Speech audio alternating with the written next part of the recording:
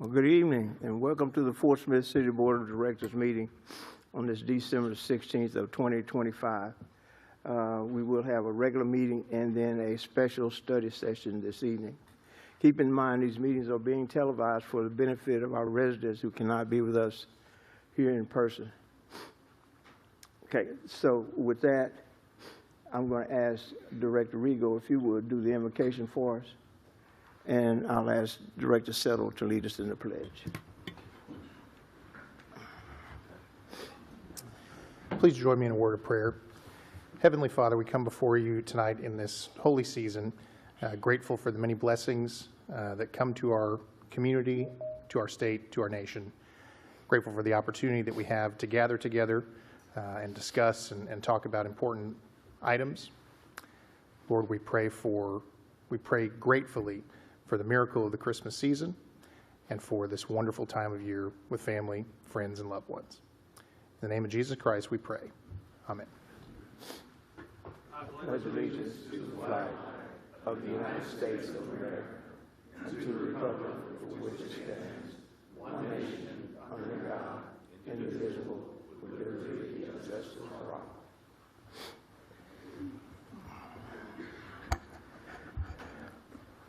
Thank you very much. Madam Clerk, if you would, please call the roll. Directors Rigo. Here. Good. Here. Kemp. Here. George Katsavas. Here. Christina Katsavas. Here. Settle. Here. Martin. Here. Okay, thank you very much. This time I'll ask if there's any board member or director that may have an item, any item of business not already on the agenda for this meeting. Okay. Director Katsavas. I don't have a new item, but I do believe that items 5 and 6 were improperly placed on the agenda, and I'd like legal opinion from Colby about proceeding with those.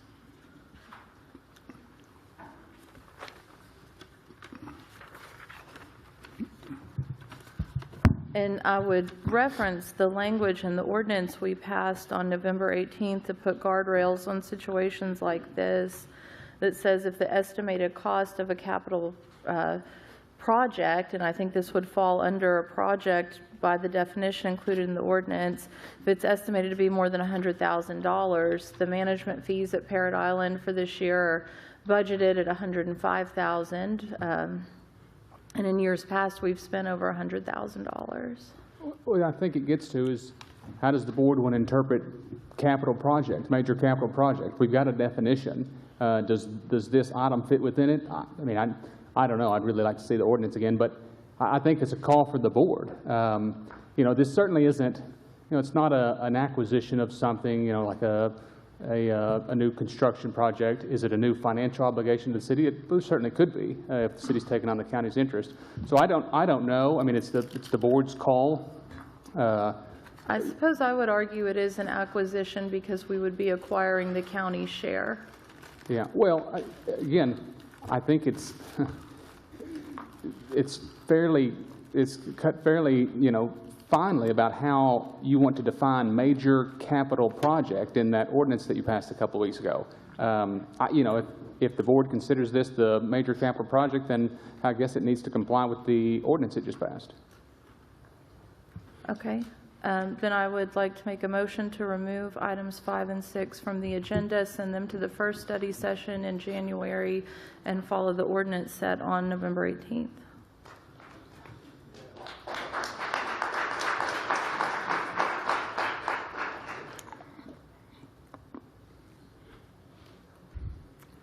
What do we need? I'm waiting for a second. I'll second it. Okay. Do we need to take a vote? Okay. Directors Rigo. No. Good. Yes. Kemp. No, because I think we'll be talking about something of an amendment. George Katsavas. Yeah. Christina Katsavas. Yes. Settle. No. Martin. Yes. Motion passes 4 in favor, 3 opposed.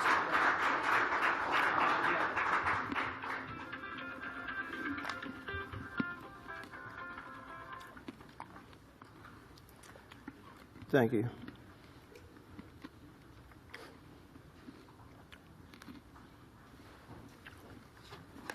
Okay, with that, we will go to the first item on the agenda. I'm sorry, let's back up for a moment. At this time, we will have some special recognition. First of all, I'd like to thank the people at Fig and Fern Floral, located at 922 U.S. Highway 71, for providing the beautiful poinsettias that we have this evening. So let's give them a round of applause. Thank you.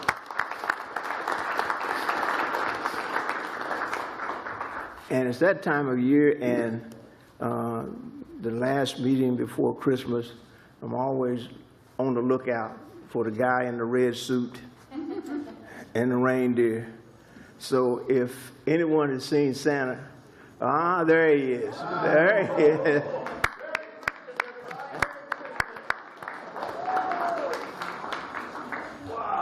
The one and only Santa Claus. One and only. People tonight. How's everybody doing this evening? Hope everybody's doing good. I'll back up again. Well, Santa Claus come to bring a little Christmas cheer to the board and administration, and so I went a little bit different route this year, folks, as I hand these out. You get a stocking this year. And no, I did not put coal in it.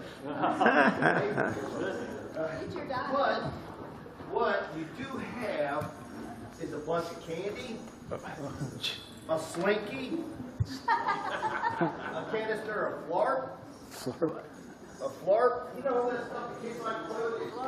Yeah. Flash-red noise. All right, so here's some weird noises coming from the board of directors and administration tonight. It's because they're up here playing. He's doing over there. They're up here playing with their Flarp. But you know what? This time of year, we get extremely busy, and we forget what it means to be a child. That's right. To be a kid, to smile, to laugh, to enjoy our family and our friends. We have had a busy year this year, and we even got one for you, Kirby. We don't forget you there. We appreciate all you do. You know, in all my years of being Santa Claus, I've learned that sometimes you gotta act like it. It's all right to play. How many of y'all remember rock and sock rope? The hula hoop, the jump rope, the Barbie doll. I mean, all the toys that, you know what, Santa's looking at you right now, and I see smiles everywhere. Yeah. And it's all right to grab a hold of that, because this is the reason for this time of year. So Santa hopes your year is blessed with joy, with laughter, surrounded by family and friends, and happiness. And I hope, I'm just going to say this, I hope and prayer of Santa, that as we step into 2046, it is the most blessed year that Forsgren has ever had. Amen. So, I appreciate you all. Everybody have a Merry Christmas, and I got some helpers that are handing out free candy, everybody. God bless you, and Merry Christmas. Let's give a big round of applause to our Santa Claus, who is head of our neighborhood services, Mr. Sean Garr. Thanks, Sean. Thank you very much. This time, we're going to, again, take one step backwards and approve the minutes of the December 2nd regular meeting. So moved. Second. Thank you. All in favor? Aye. Okay, thank you. As revised. As revised. Thank you. So moved as advised. Okay, thank you. Okay, that we'll go to the first item on the agenda.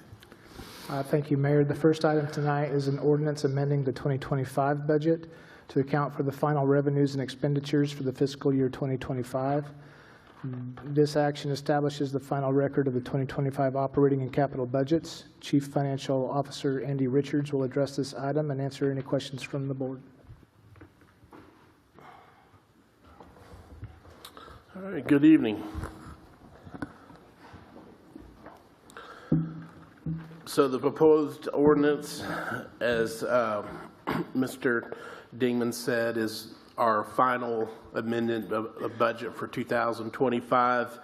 It's based upon the 2025 projections that we've compiled by working through the budget process with the departments since about August. I'd say that's probably been the main part of the focus since August. The results for what we've projected for 2025 is much improved from what's been adopted and what we've been working with as far as the budget for 25. The deficit for the general fund, at one time we had appropriations that would create what we had budgeted as a deficiency of revenues under expenditures of almost $19.5 million. That's been reduced to $14.9 million through the projections. So that comes about through adjustment of our forecasted revenues in the general fund, as well as any budget savings that we were able to realize during the course of the year. So that projected fund balance is $20.5 million, which accounts for about 28% contingency reserve, which is well above our board's established policy. So that is a good sign for us, to end the year. The other funds are similar results. The street maintenance fund, we still have a contingency reserve of 68%. Water and sewer fund, we had amended the budget deficit of $3.8 million. Actually, we're projecting a $3.4 million surplus, ending at 38% contingency reserve. The debt service coverage based upon these numbers would be projected to be 122%. In context, the 2024 numbers that we calculate this on would have calculated 100%, but at the close of the audit, the actual debt service coverage is 114%. So it tends to trend higher. Hopefully that remains the case. We could have even higher debt service coverage once the audit and all the year-end adjustments are made. But so the water and sewer fund looks to be in good shape for 2025. And then solid waste, based upon that 38% reserve, the deficit dropped from 2.9 to 2.4 during the projection. So we're asking you to pass this. This will be our final appropriated budget for the 4 operating funds for 2025, and I'll answer any questions you have. Okay, thank you very much, Andy.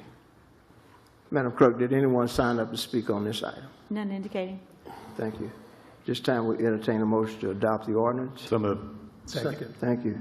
This time we'll entertain comments from the board. Director Neil Martin, you recognize. Yeah, I'm glad we have a good crowd here tonight because I think this is important. So just lay of the land, I did not vote for the 25 budget. I felt like there were heavy on the expenditure side, specifically the general fund. That being said, I think it's important to note for everybody here, there's still a healthy fund balance in all these funds. It's like a savings account. So we always try to keep a certain amount on hand in case there are issues that come up during the year. But our fund balance in all these funds are sufficient. Now, I want to call attention to the water and sewer fund that Andy just talked about a little bit ago. And he talked about a debt service coverage ratio. That is the number that we need to hit. We have to hit a certain number, or bondholders say you have to raise water rates, which is what happened a couple years ago. We got too low. And you remember those water rates were raised. We were able to get to what'd you say, 122%? Yes. 122%. We were flirting with not even hitting 100%. Once you don't hit 100%, that's when the bondholders have problems and potentially force you to raise rates. So I think it's important for everybody to know that debt service coverage ratio and the amount of money that we have in a savings account for each one of these funds is critical in order for us to be able to operate. So even though we had a heavy spending year on the general fund, we still have plenty of dollars in the general fund, plenty of reserve in the general fund to be able to meet any unforeseen obligations, things like that. So I wanted everybody just to kind of understand where this is coming from. We did make corrections in 25, so we have a balanced budget in a lot of ways. And so I think we saw heavy spending in 25, and we've corrected that in 26. We'll vote on that here in just a second. But just wanted everybody to be aware of how much, or that we do have savings account, and we're, we've got savings to be able to cover things that come up throughout the year. So just wanted to share that with this group since we've got a large crowd tonight. Thank you. Director Settle, did you have any comments? Yeah, I did. Thank you. Andy, on the general fund, you're estimating we'd be at 28.3% for the general fund at the end of the year. Is that correct? Correct. And that's going to equate to $20.5 million sitting in the bank for us. Yes. And you're only talking a slight, it's going to go down maybe $1 million, but we'd be at 34 because our expenditures are going to go down the following in 26. Is that correct? Yeah. Okay. So healthy percentage, a lot of money, cash in the bank. Thank you. Thank you. Any other comments from the board? Okay. Seeing none, Madam Clerk, if you please call the roll. Directors Good, Yes. Kemp, Yes. George Katsavas. No. I'm sorry, No. Christina Katsavas, No. Settle, Yes. Martin. No, I'm sorry. Yes. Rego. Yes. Motion passes 5 in favor and 2 opposed. Thank you. Item number 2. Item 2 is a public hearing and ordinance to adopt the fiscal year 2026 operating budget for the city of Fort Smith. This process started in July with department heads preparing and submitting their budget requests for 2026. After the initial compilation and some early discussions with each department head, a preliminary document was provided to the board of directors on October 14th. That particular version of the budget included an operating deficit in each of the 4 operating funds, plus significant capital requests. From that point, following the board's general direction that the operating budgets for each of the 4 operating funds be presented as structurally balanced, administration developed a plan to reduce operating budgets, make reasonable adjustments to operating revenues, and present to the board a pathway for achieving balanced operating budgets at the board's review session on November 17th. We have proceeded as directed to present to you tonight a structurally balanced operating budget for the City of Fort Smith's 2026 fiscal year.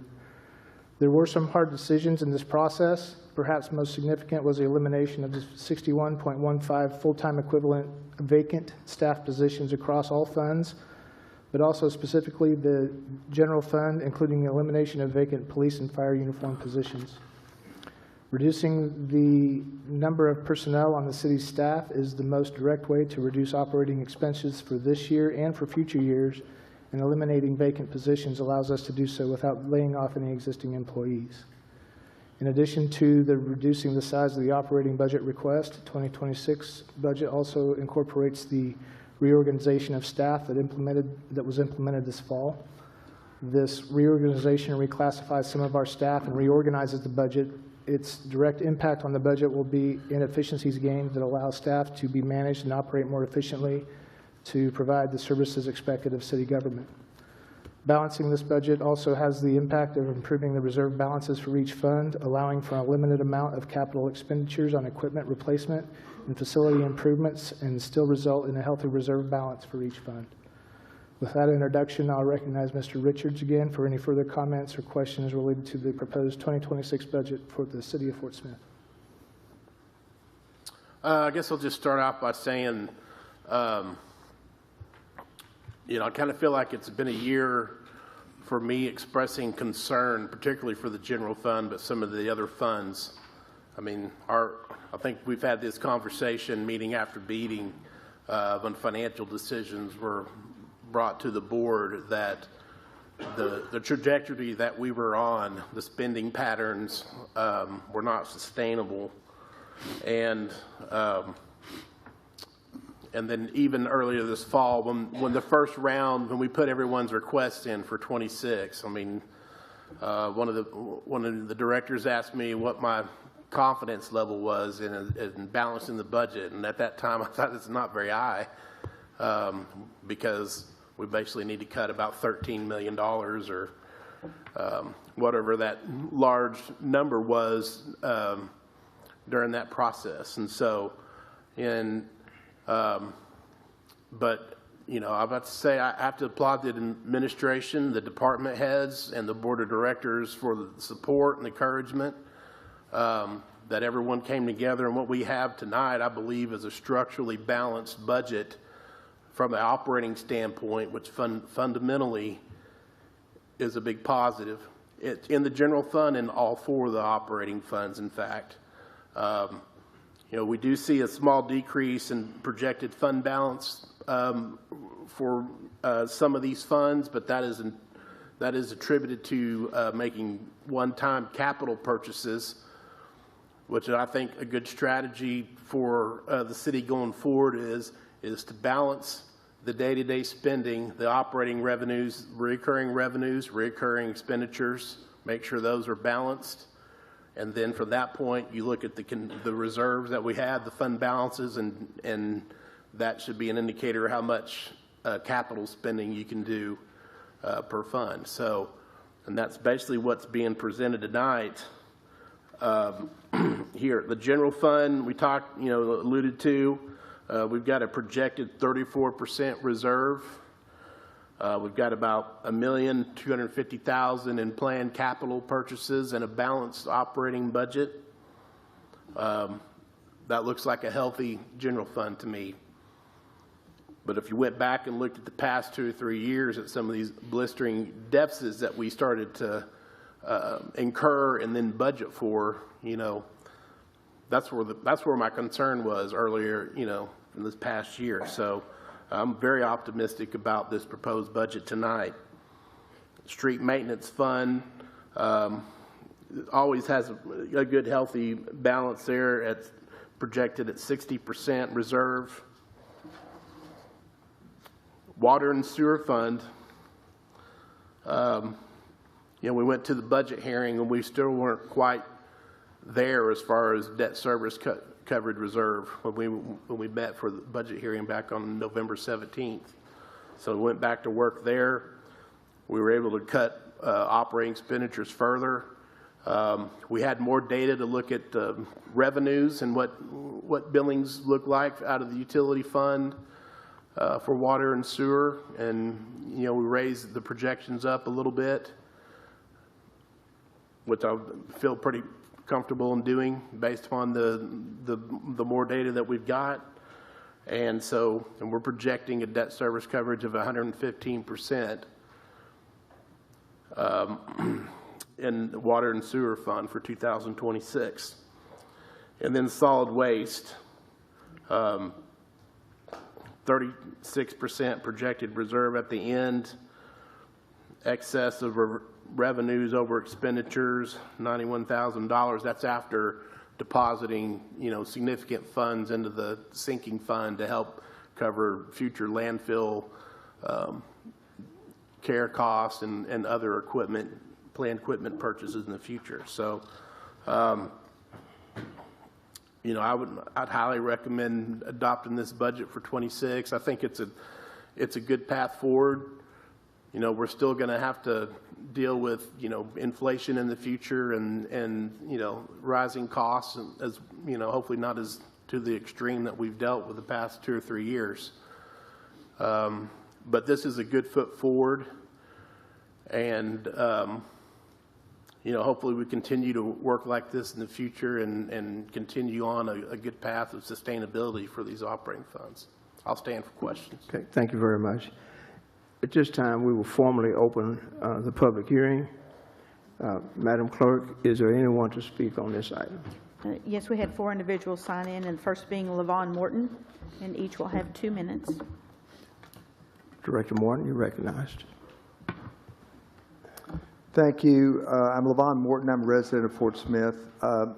Andy said a lot of what I was going to say, so I'm not going to repeat that. But I will say that the first budget I looked at had an $8 million deficit for the general fund. And as Andy said, and I've been through this process in a lot of large organizations, either as an auditor or as someone who worked for the organization. It's really hard to cut things that you want to fund and things that are requested by departments. But I have to say the administration, the department heads, and the board did a lot of work on that. And I'll say that from my perspective, you did the right thing. I mean, it's hard to say no on things like that. But as Mr. Richards pointed out, you were running that $8 million deficit. Within 2 years, you would have been out of money and unable to operate, you know, and that's just not something you can get to. Now, my view is that you will begin to see tax collection increases in '26, and hopefully a year from now, when you're considering the budget, you'll be in a much better position.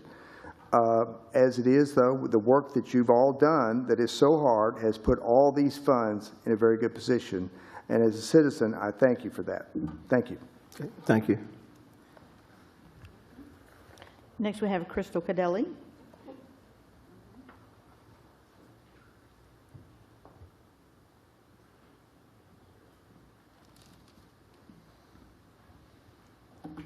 Good evening.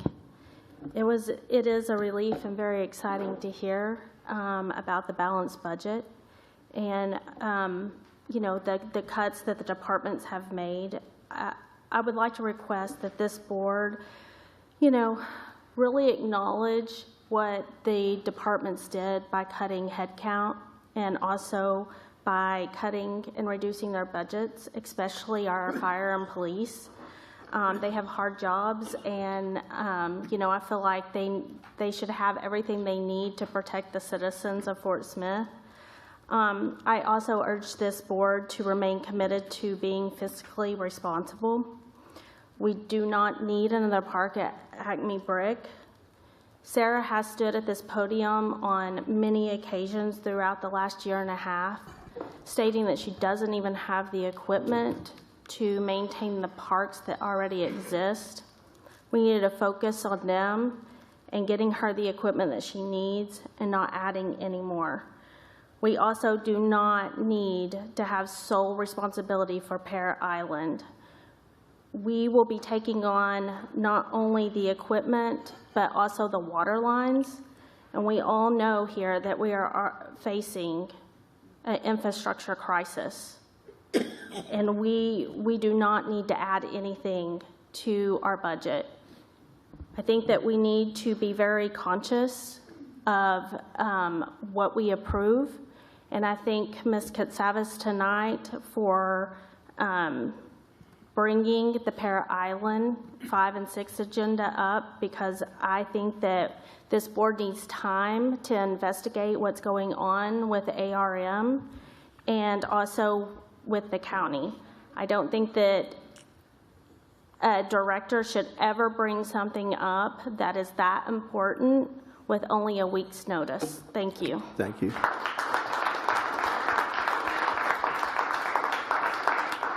Next, we have Shane McKinney. And board and audience, I'm going to ask that make sure your comments stick to the item on the agenda. Hi.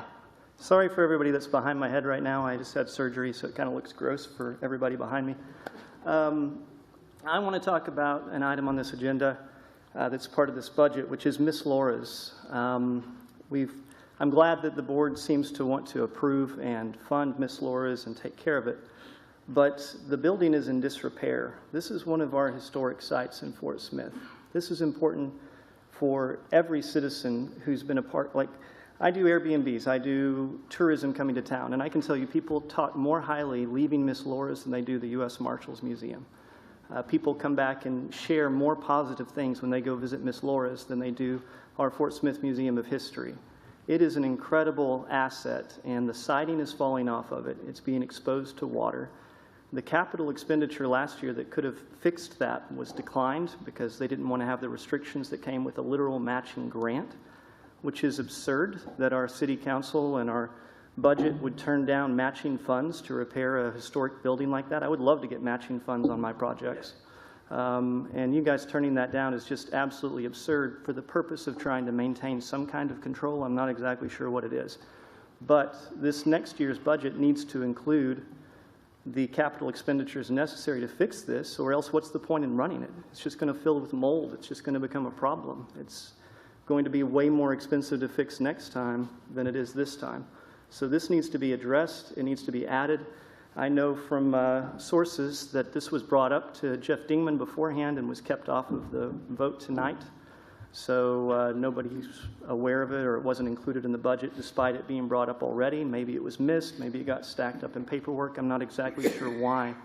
But we need, if we're going to save this museum, we need to save it properly. It's not even that much to fix this as far as our city budget goes. It's a pretty small amount, and I think it's something we should all be able to get behind. Thank you.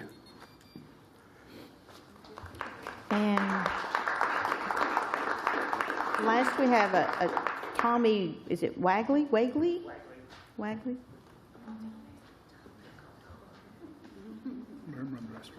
Okay. Shane actually led into what I was going to talk about. Yes, the grant was denied because it didn't want the Conservation. yes, the conservation easement. Thank you. And I know what y'all's looking at says that the new budget does not include the capital project to replace or repair the building exterior. My question is that last year there was already money set aside for this. There is, in the 2025 budget, there's $310,000 that was allocated to Ms. Laura's for the exterior building projects, for the siding, for the parking lot. Where is this money? We've had several people bring this through city administration trying to get this brought to the board and have been denied at every step. And I want to know where this money is, why we are being denied funds for this actively every time it gets brought up and tried to be brought in front of the board. Okay, thank you.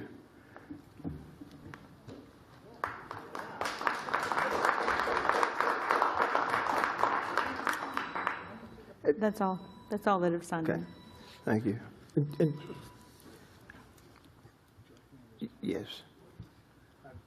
just in terms of a response, the dollars that are in the non-departmental fund for capital expenditure, well, actually in Ms. Laura's fund, is $310,000, and it's in the 2025 budget. It is unexpended, and it's part of the fund balance that we talk about this evening. There is potential for, and it's the same for several projects that didn't get done this year and perhaps will still be looked at next year, for us to consider as we do early in the year with a carryover of the dollars for one particular purpose to accomplish that project in a future year. But that will come with a specific discussion and review by the board when we come forward with those requests. So that if the board prefers that we include that carryover, we certainly can do it because the dollars are there and they are unexpended. Okay, thank you very much. Quick question. Was that money from the insurance for the hail damage? No, the roof was repaired on the Okay. building, so that money was spent that way. Okay, thank you. At this time, we will formally close the public hearing, and we will entertain a motion to adopt the ordinance with suspension of the rules. So move suspension of the rules. Second. Thank you. Madam Clerk, please read the ordinance. An ordinance to adopt the fiscal year 2026 operating budget and to provide other matters relating thereto. Thank you. At this time, we'll entertain comments from the board. I think Director Christina Casavas was first in the queue. Andy, do you mind to come back up?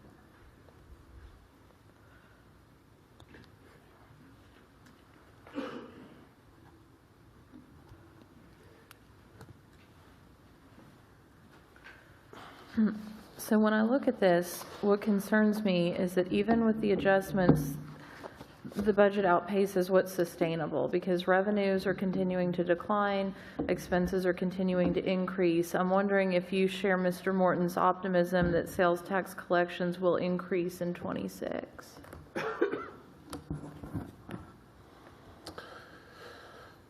I'm just kind of neutral on that right now. I mean, it could be, I mean, we have seen increases in the recent months.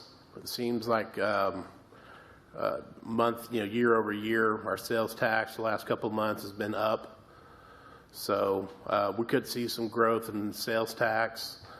I don't know, consider how significant, I'm just kind of, I definitely don't want to plan for large increases without seeing some of that realized. I just don't think that's prudent. When we held our budget meeting and we talked about the debt service coverage and water and sewer, I believe the number we were presented with was far less than 115%. How'd you get there? On the debt service coverage? We got there on the expense side and the revenue side. I went through the projections, and we've kind of seen the volume being billed kind of be declining, but we also noticed how much rainfall we got, how wet 2025 was. So we projected a 2% increase in billed volume for next year, and raised revenues up some. But also there were extensive cuts to operating expenses as well in the budget. So your projections aren't factoring in any sort of future rate increase? Because I know that was discussed, that was brought up at the budget meeting. No, only the 3.5% that's already been voted and passed for the sewer. That's the only rate increase that's built into the projections. Okay, that's all I have for Andy. I would just like to say that the cuts to police and fire, I don't know that I want to see those as permanent cuts. I would support a hiring freeze, and I don't know if Chief Baker's here. Is he there in the back? Chief, would you mind to come up?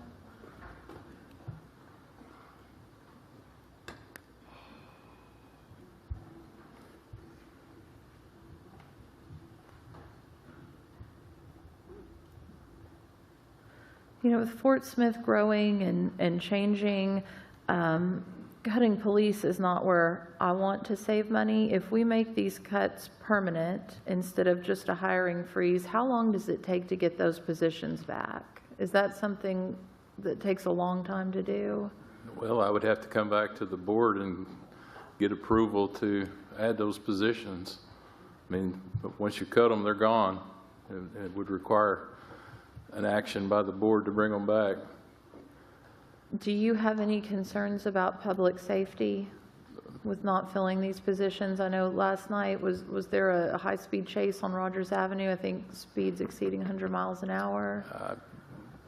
I heard about it. I don't think it involved us, but yes, cutting police officers certainly concerns me. I've said for a number of years that we need to be adding police officers. Plan was to start adding 5 a year in 2028. We have gotten ahead of that through grants and other things by adding a few officers in this year and the previous year. So yes, I'm concerned that reducing the number of police officers that we have available could impact public safety in a negative way. Okay, thank you for your input. I would just also like to add that, making these permanent cuts to fire, we still don't know for certain how does this affect our ISO rating, and we certainly don't want everyone's insurance to increase if that ISO rating, if we can't maintain it. So those are my thoughts. Thank you. Thank you. Any other comments? Director Rigo? Thank you. These are comments as it relates to the general fund. Just wanted to thank the administration, the finance team, colleagues, for the work that's gone into this over the last number of months. This general fund budget that's presented to us tonight, made up of the 7, sub areas: policy administration, management services, development services, police, fire, operational services, and non-departmental. This budget represents a $15.8 million reduction versus the projected 2025 spending that we just voted on a moment ago. The average reduction across those 7 areas breaks down to about a 15% reduction versus 2025 levels of spending. The general fund budget is $5 million leaner than the original proposal that was brought to us in October. And this budget shows $1.7 million less spending than what we actually spent in 2022. So this is 5 years ago.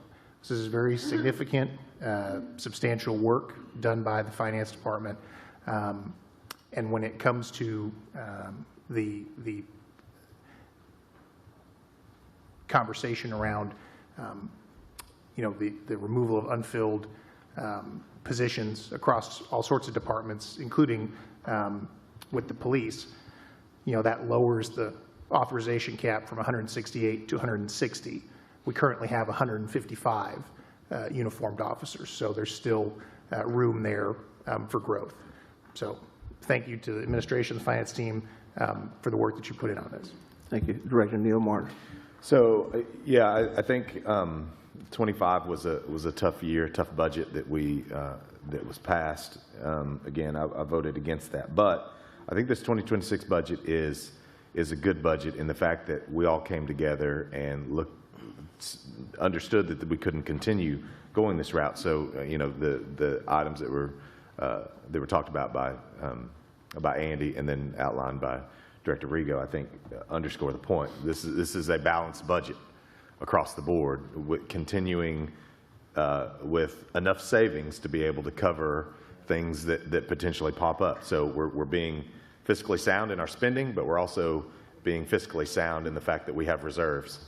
So I'm pleased with that. I did get a chance to talk or communicate with the chief of police and the fire chief, and when we talk about cutting officers, that's obviously not something we want to do, but I applaud Chief Baker in how he initiated that, because the places where we're going to see a cut in the police department are some crisis intervention unit officers, information desk officers, and then a property crimes position. So the crisis intervention unit, we're not cutting those positions. Those folks are going to be integrated with teams out in the field. So those crisis intervention officers are going to stay. They're going to be doing the work with mental health and those types of things as they go out on call. So they're going to be with our they're going to be out on patrol doing what they do. Information desk, that's going to be housed or it's going to be handled a couple different ways with maybe some non-uniform folks, and so I think I applaud Chief Baker in how he did this. The one thing I will say is we need to look at our quarterly financial statements, and we've got to be very mindful of where we're at the end of March, and we've got to be very mindful of our response times out in the Chaffee Crossing area to make sure that we're maintaining that ISO rating on fire, but also we've got to make sure that we come back and we talk to Chief Baker and we assess how these cuts are impacting his department. I appreciate his reallocation. I think that's good. But we've got to make sure that we don't just if we pass the budget tonight, we don't just pass it and just say, okay, we'll deal with it again at the end of 2026 as we're preparing for 2027. We've got to continue to monitor that, assess that, make changes where we need to make changes. Maybe revenues do increase in 26, and that allows us to potentially be able to hire some officers back, get that going, hire some fire department staff back. But we've got to be really mindful of what's going on. I appreciate this budget. I think this was good. I think we got there, but it is proceed with caution is what I'll say. Proceed with caution in all these funds, and making sure that our debt service coverage ratio, everybody needs to understand that. Make sure that debt service coverage ratio is above 110%.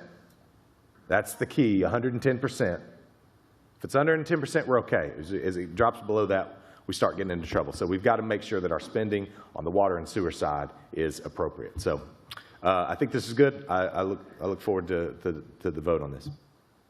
Thank you. Director Andre Good. Thank you, Mayor. I want to thank the staff for doing exactly what you said. We have presented a structurally balanced budget at the board's request. At any citizen's request, they would want the city to have a balanced budget. We all know, sitting up here, that we have a finite amount of money to work with. We also know that we provide services, and that's what we're supposed to do. So there's an infinite amount of expectation from the city to provide services that are important to the community. Some of those are the Hamilton House, Miss Laura's. We talk about police and fire. There's a whole lot of issues, nonprofits. There are many issues that we are asked to fund. So, we see, that the budget was cut. We see where the cuts were made. What we don't see is the unintended consequence of what is going to happen when people see that services and funding for programs that they expect and want simply aren't there. We all know that insurance and all other kind of rates are increasing. So yes, this is very difficult. The gentleman said it's hard to cut funding for things that you want to support. I know everyone out there has not pet projects, but maybe programs, organizations that you believe in, that you support, that you want to support, but maybe your neighbor doesn't. That's what makes it hard decisions for us to make. Again, we have an infinite amount of money, and we know that. This board, I don't believe, sits up here and spends money carelessly, especially if we ask administration and finance, how are we looking? And yes, Mr. Richards did say approach with caution. But I'd like to call on Mr. Levon Morton, if you don't mind. Can you talk a little bit about tax increases? I know Mr. Richards mentioned that, and I know you have a really good grasp on this. Well, I just want to clarify or add to the comments I made regarding my expectation that tax collections would increase in 2026. I think that for three reasons. Number one, Sebastian County had the highest reappraisal increase in property values in the state of Arkansas, 63%.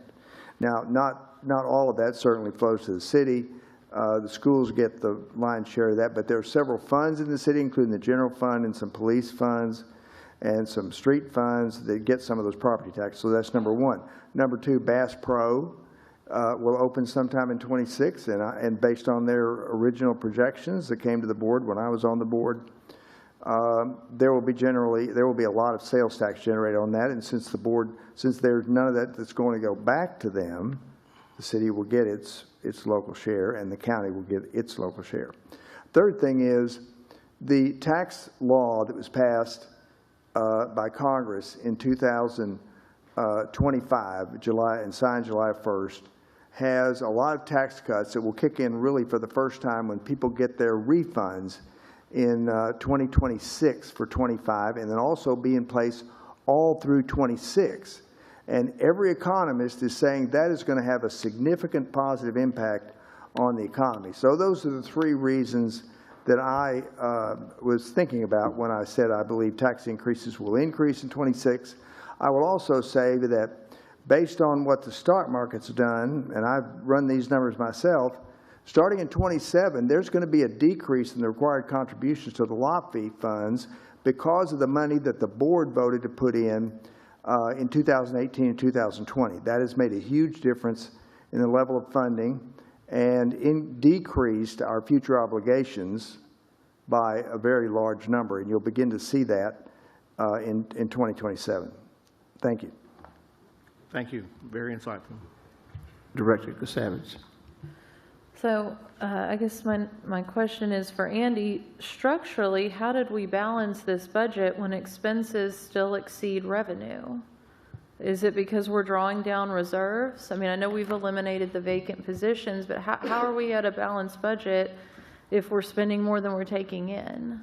I mean, I'm not a finance person, so I guess I need you to explain that to me. We're balanced from from our operating revenues and expenditures. We are using about $1.2 million of our existing general funds to make capital purchases. That's what we're doing.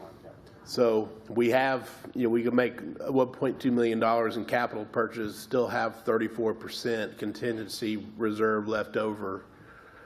So, I think it's critical to make sure that our day-to-day spending is not exceeding our day-to-day revenue intake. I think before I calculated we were probably burning about $13,000 a day on day-to-day spend. But if you maintain that, that's fiscally sustainable. And then if your reserves are higher enough, you can use that to make one-time, non-reoccurring purchases. Shouldn't we, if there's confidence that sales tax will increase, shouldn't we put those capital purchases off for a year until we see that money comes in? Well, I mean, at some point you've got to replace some capital. I mean, those are the priorities that you need to balance. Yeah. Thank you. Okay, thank you. Director Kemp. Thank you, Mayor. And I want to say thank you to the administration for this. I know the comments that were shared, as Andy Richards acknowledged earlier as the CFO, that this was going to be hard, but the hard work was done by department heads and by administration. I really want to say thank you. And I also echo the sentiments of Director Martin. I do think it's administration's responsibility to bring this back, no matter if the board happened to remember or not, at each quarter, just to try to give us updates on how we're doing alongside of what we forecasted versus also what we're really doing. Budgets are about priorities. They're not guaranteed dollars. And I think that if we can remember that and just try to remember if we need to clarify our priorities, then let's make amendments and do so. And if that means we can add more to first responders, obviously I think there's a shared sentiment among that. I would say also, just for record, that I would ask that Chief Baker and Chief Clark keep an eye on our public safety and concerns that they might have, or the ISO ratings and things of that nature. I definitely don't want the board caught by surprise in fiscal 26. So if we think that that's where things are heading, then maybe the cut was too deep and we need to talk about it sooner than later. Thank you, Mayor. Thank you. Are there any more comments from the board? Yes. Mr. Mayor, I'd like to make two separate motions. I'd like to make a motion first to amend the budget ordinance to reprogram $100,000 of the $20.5 million fund balance to be utilized for potential maintenance of the properties currently owned by the Fort Smith Cemeteries Incorporated. If the city is not the owner of the properties by March 1st, 2026, that money will revert back to the fund balance. Okay. You heard the motion. I'll second. We have a second. And that's just, I brought this forward to try to give us some flexibility specifically set aside over the next few months as we engage in that process of deciding how to proceed forward on this, that important topic that's unresolved. I do think that putting a March 1st time horizon on it, and then if we're not the owner of the property by the 1st, sending that $100,000 back to the fund balance. Okay, thank you. I think Director Good was next in the queue, and then Director Settle. Thank you. I'd also like to make a motion to amend the budget to include the. Can we vote on We this have one? Let's do one at a time. I'm sorry. Okay. My question to Jared is, are you just proposing to set aside the money, not spend it, and if we're not the owners of the property, then it goes back to the general fund? Correct. And if we are, then the board will have a vote on that. If we are, then the money's already allocated for that. Yes. Okay, thank you. Madam Clerk. Directors Kemp, No. George Katsavas. No. Christina Katsavas, No. Settle, Yes. Martin. No. Rigo, Yes. Good. Yes. The motion is defeated with 3 in favor and 4 opposed. And I had an additional motion, Mayor, to amend our budget ordinance to reprogram $15,000 from the $20.5 million fund balance towards the Fort Smith Museum of History, raising their budgeted utility reimbursement amount from $20,000 to $35,000. I'll second that. We have a second? Okay. Madam Clerk? Directors George Katsavas, We're not doing any Where comments. does this money come from? What department? This would be from the general funds, non-departmental, No. general fund reserve. No, no. For Christine, context, we haven't called, have you called the vote yet, Mayor? Yes, she was getting ready to call the roll. I'd like to have some discussion on these amendments first. Well, it's just this one. We already defeated the one about the cemeteries. What I was going to say contextually is that this was a request that came in from the Museum of History reflecting a increased utility cost in their budget. We have, for decades, provided out of the non-departmental general fund line $20,000 to the museum to help with their utility costs. They made a request for $35,000, reflecting an increased expense on their end.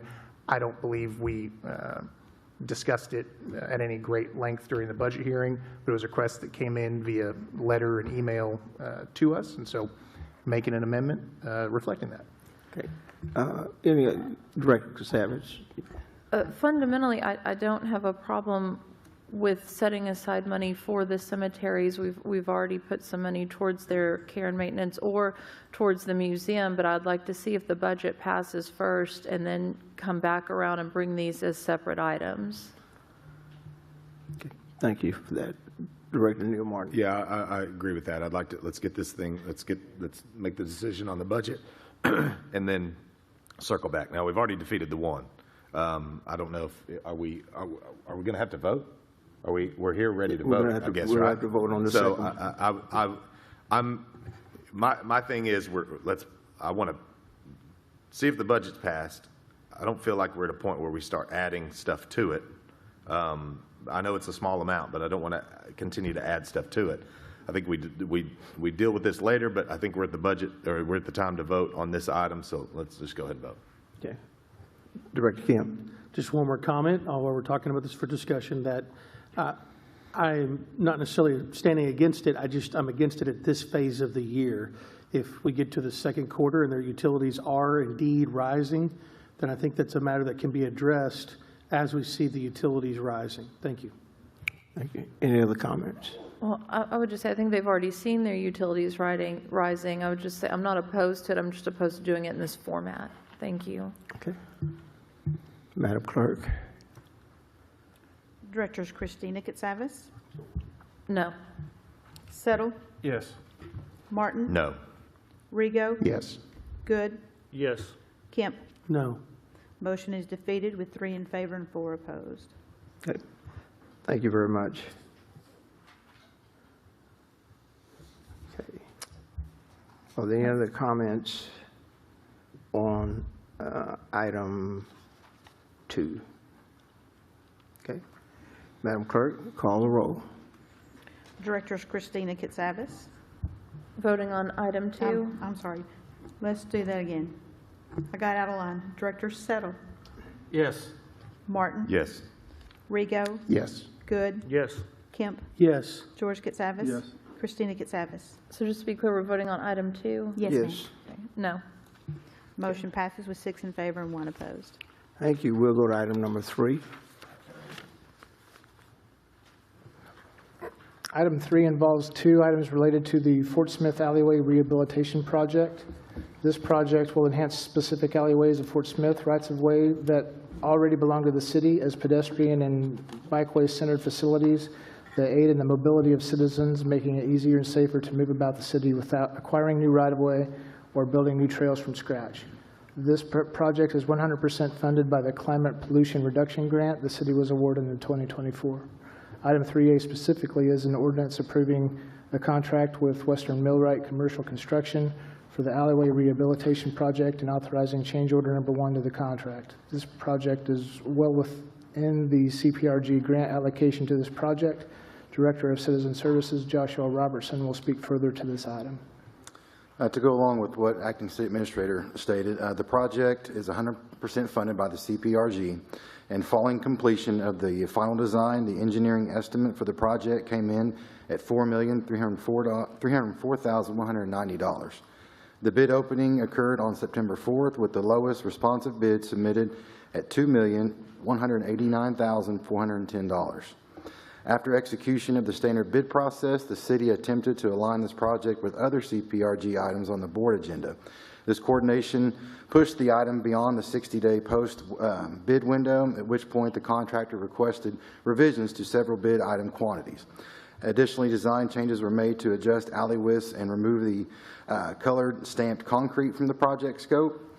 The revisions consolidated in change order number 1, which increases the contract by $554,862.50, bringing the new total contract amount to $2,744,272.50. Even though these adjustments, the overall contract price remains well below the engineering estimate and is still the lowest bid by a significant margin. City staff recommends the approval of this contract to allow construction to proceed and keep this project moving. And I'll stand for questions. Okay, thank you very much. Madam Clerk, are there any citizens' comments? Yes, we have Joe Elskin, and then we also have Andy Hanna to answer any questions. Okay, thank you. Joe, you're recognized. I would assume I wouldn't have to say very much about this since it's totally funded, but it does make me feel that we need more grants like this, and I would like to think that the board would support these because the consequences of not spending my federal tax money back in Fort Smith is going to make me mad. I'm concerned about the unintended consequences of pinching pennies. My dad always said it's the little leaks that sink ships. And he commanded a ship during World War II, so I believe him. My husband doubles down on that. But the fact is that if we don't invest in things that the citizens need, like alleyways are great beautification. They uplift neighborhoods. We want to be competitive with visitors. We want those EV installed, EV chargers installed. We want more grants that use my taxpayer money.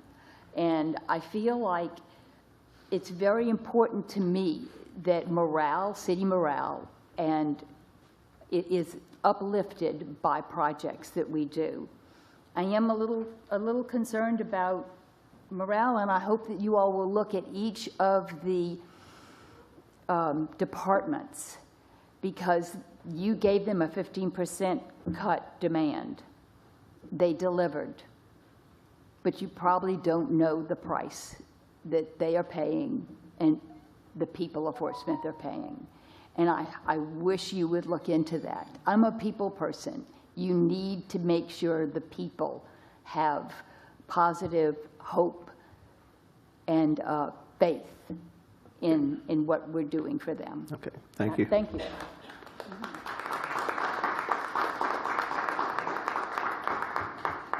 Madam Clerk, was there anyone else to speak on this item? None indicated. This time we'll entertain a motion to adopt the resolutions. So moved. Second. Thank you.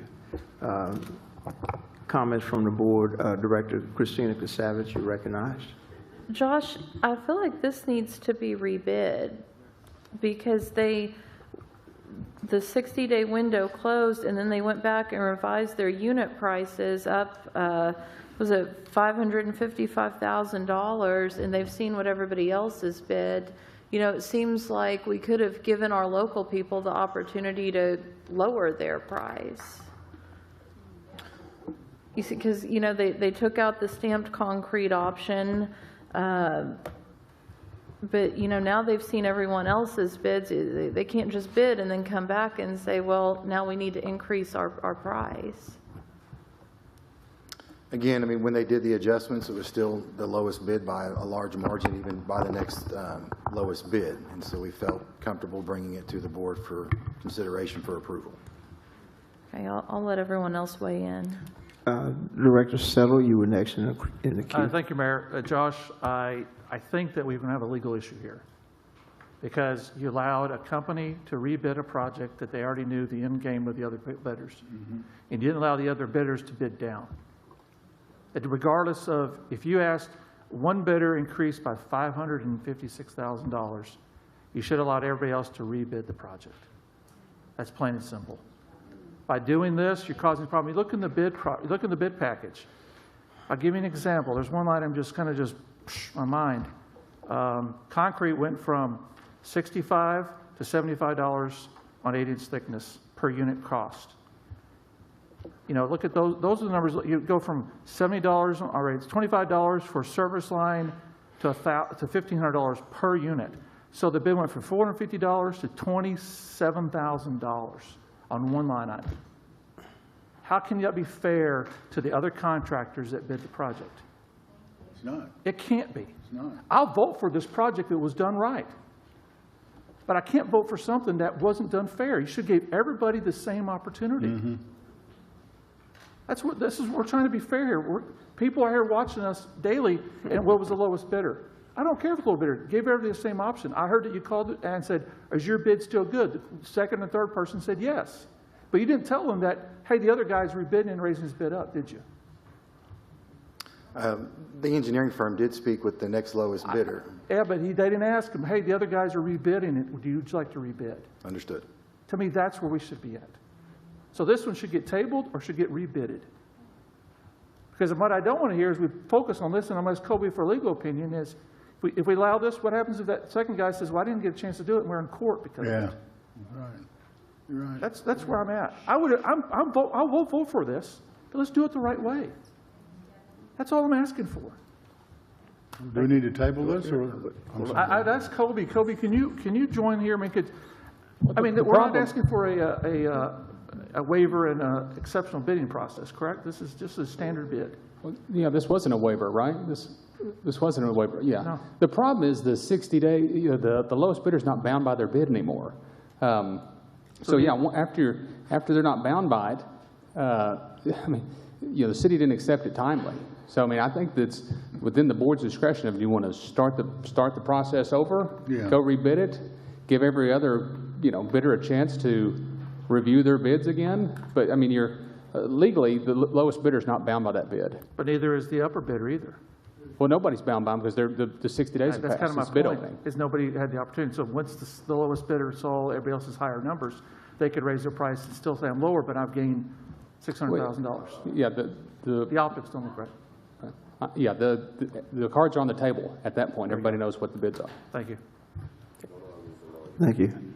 Director Neil Martin. Yeah, I think the people that lost on this is the citizens of Fort Smith with that bid, raising it to $555,000. I make a motion to send this back out for rebid. I'll second that. Let's continue the discussion. Director Rigo. Mr. Mayor, per the Robert's Rules of Orders, motions supersede discussion. So that has to be, Director Martin's motion has to be addressed. Thank you. Okay. Madam Clerk. But I do have an inquiry as it relates to the motion. Could we have some context about, or some information about what is the rebid process look like? If the motion passes, hey, the motion is to send this out for a rebid. When does that start? When does the timer start? Fill in some context for us, please. Well, we would, first of the year, we would put the bid back out like we did originally. And I forgot how many days we put out the bid. And you're looking probably the early first quarter, having another low bid that we'll be bringing to the board. Can you bring this back to us February 1st, the first meeting in February? Is it a 21-day bid process? I believe so. I think it was 20, 21 days, yes. Okay, so if you put it out the 2nd, you get it by the 23rd, you award it. If it's a contractor already know, you've already got their bid bonds information, so why we couldn't do it in February? Just all the preparation, it would be kind of tight with the holiday and trying to get all of that completed. Could we shoot for that? February 3rd, that would be, Let's that's shoot the for it first, and what do you mean? Or the 17th, then it comes to the 17th.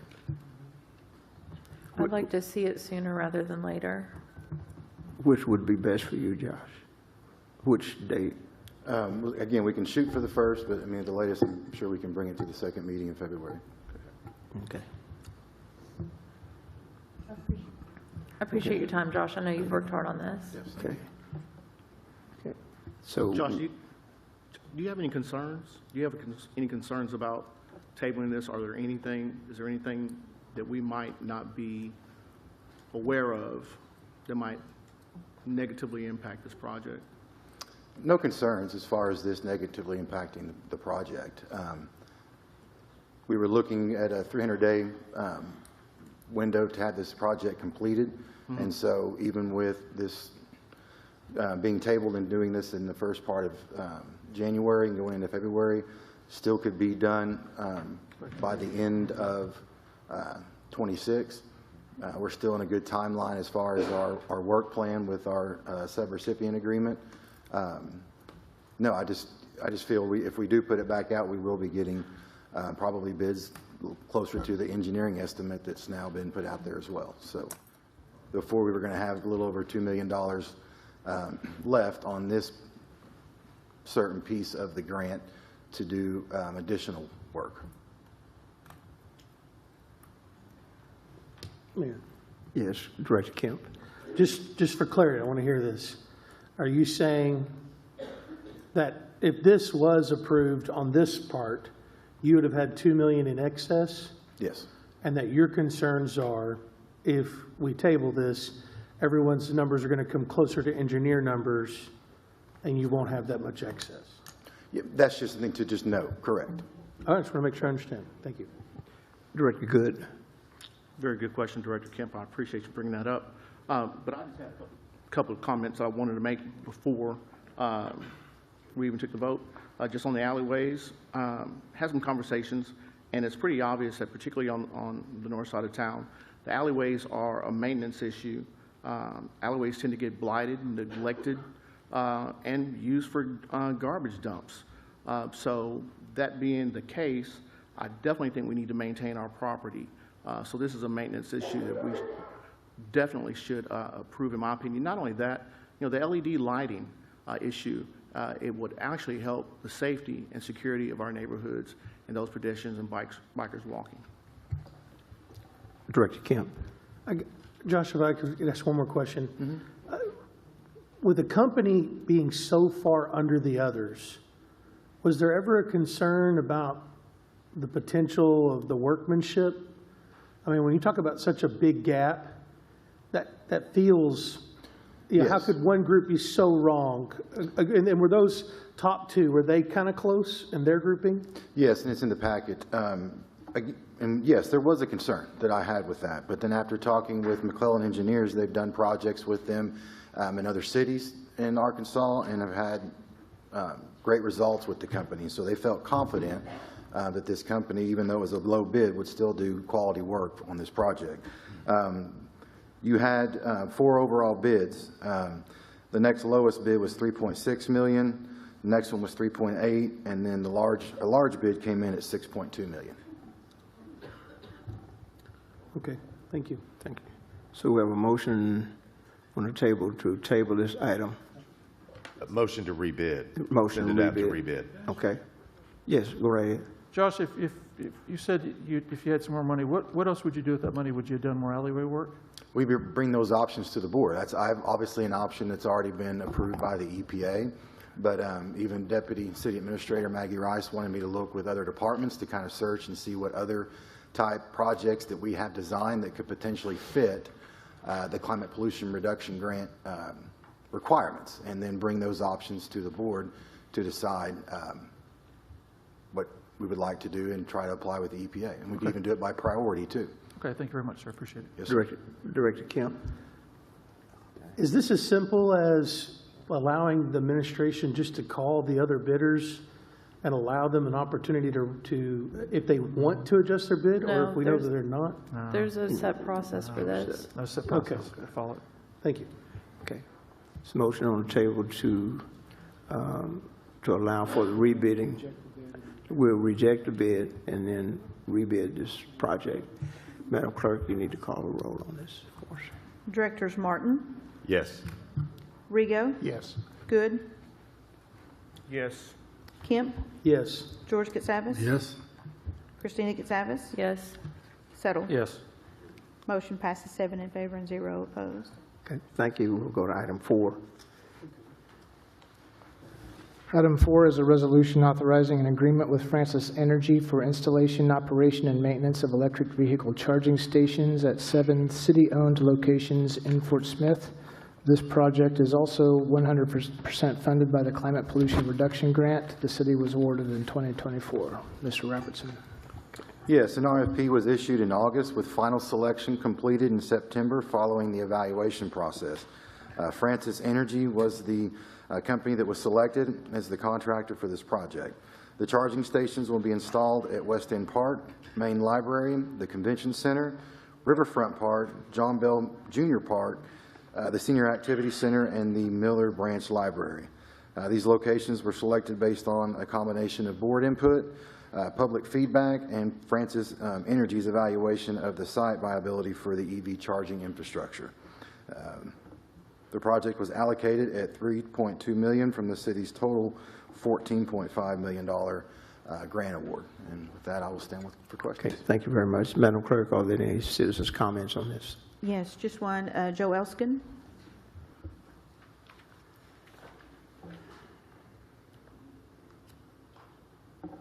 Sorry, I'm reading. I don't have much to say, except it's been in process for 2 years, right? Yep. And meanwhile, Fayetteville has over 20 EV charging stations. I want charging stations here to invite visitors to spend the night, to know that they can bring their cars in, and it will be convenient. I think this is a part of what's happening everywhere, and I want to be a part of that. Okay.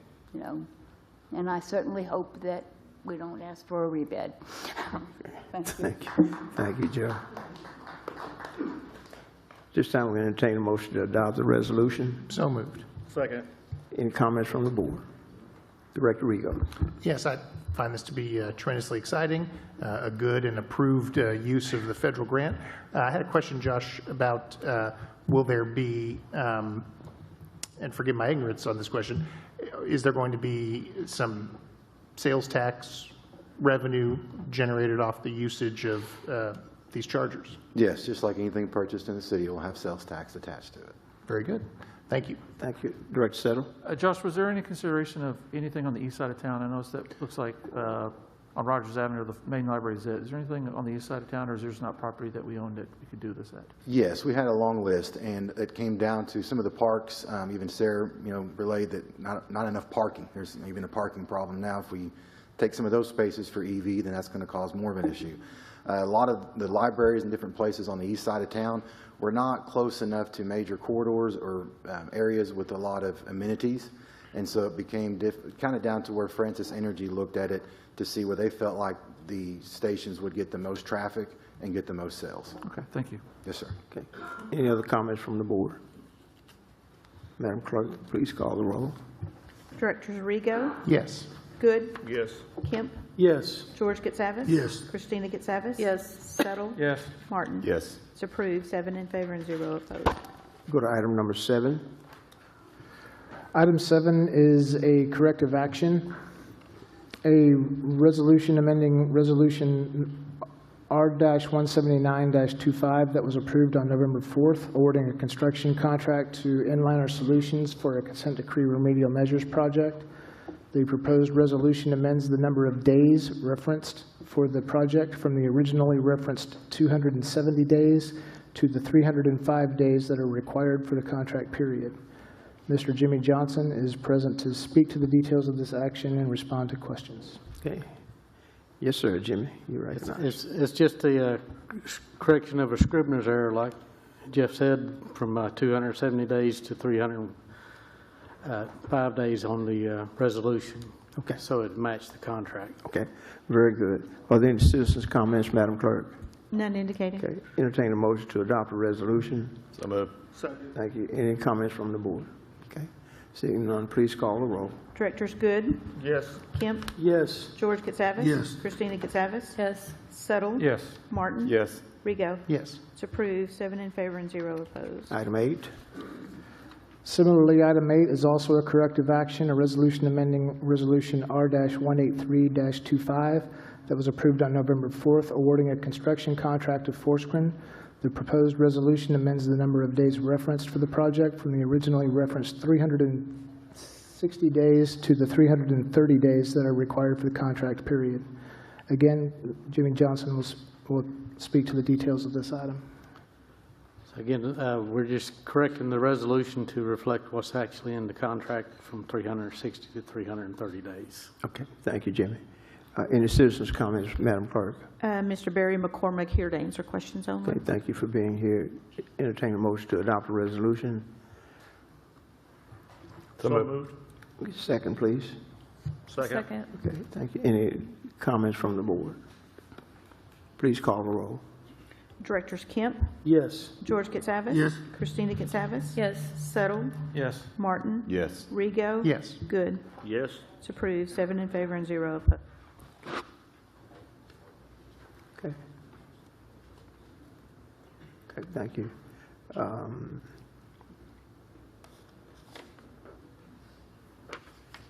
There's item, Madam Clerk, I'm looking at my document.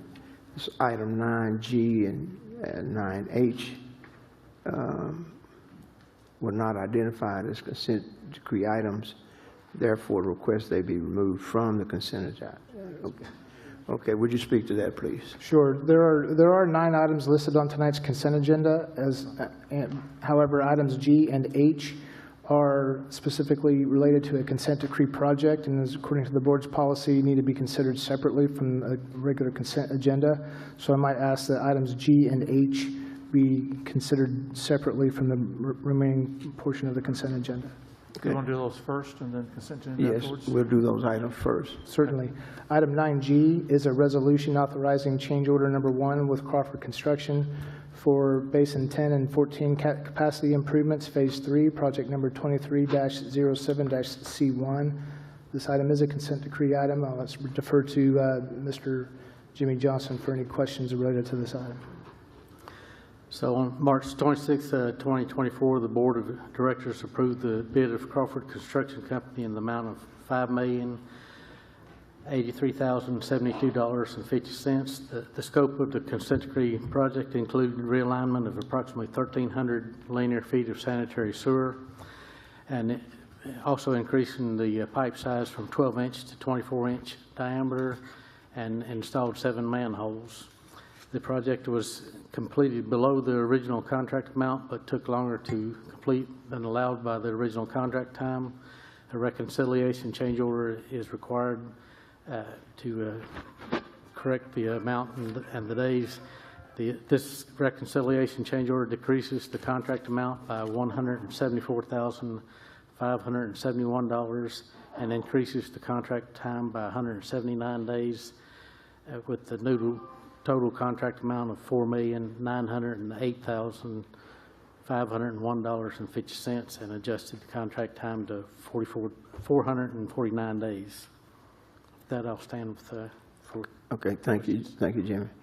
Any citizens' comments, Madam Clerk? None indicating. Need a motion to adopt the resolution. So moved. Second. Thank you. Any comments from the board? Please call the roll. Directors George Katsavas. Yes. Christina Katsavas. Yes. Settle. Yes. Martin. Yes. Rigo. Good. Yes. Kemp. Yes. Motion passes 6 in favor and 0 opposed. 9H. Yes, 9H is a resolution accepting as complete this project we just spoke about and authorizing final pay for Basin 10 and 14 capacity improvements, Phase 3, project number 23-07-01. So basically, the part of the reduction in the contract amount was $13,000 in liquidated damages, which have been assessed against the contractor, and the rest was savings of construction methods. The project was completed 3.7% under the original contractor amount and 179 days over the original contract time. Okay, thank you, Jimmy. Any citizens' comments, Madam Clerk? None indicating. We need a motion to adopt the resolution. So moved. Second. Thank you. Any comments from the board? Please call the roll. Directors Martin, Yes. Rego, Good, Yes. Kemp, Yes. George Katsavas. Yes. Christina Katsavas. Yes. Settle. Yes. It's approved, 6 in favor and 0 opposed. Okay, at this time, we will go to the balance of the consent agenda. Yes, tonight there are 7 items remaining on the consent agenda.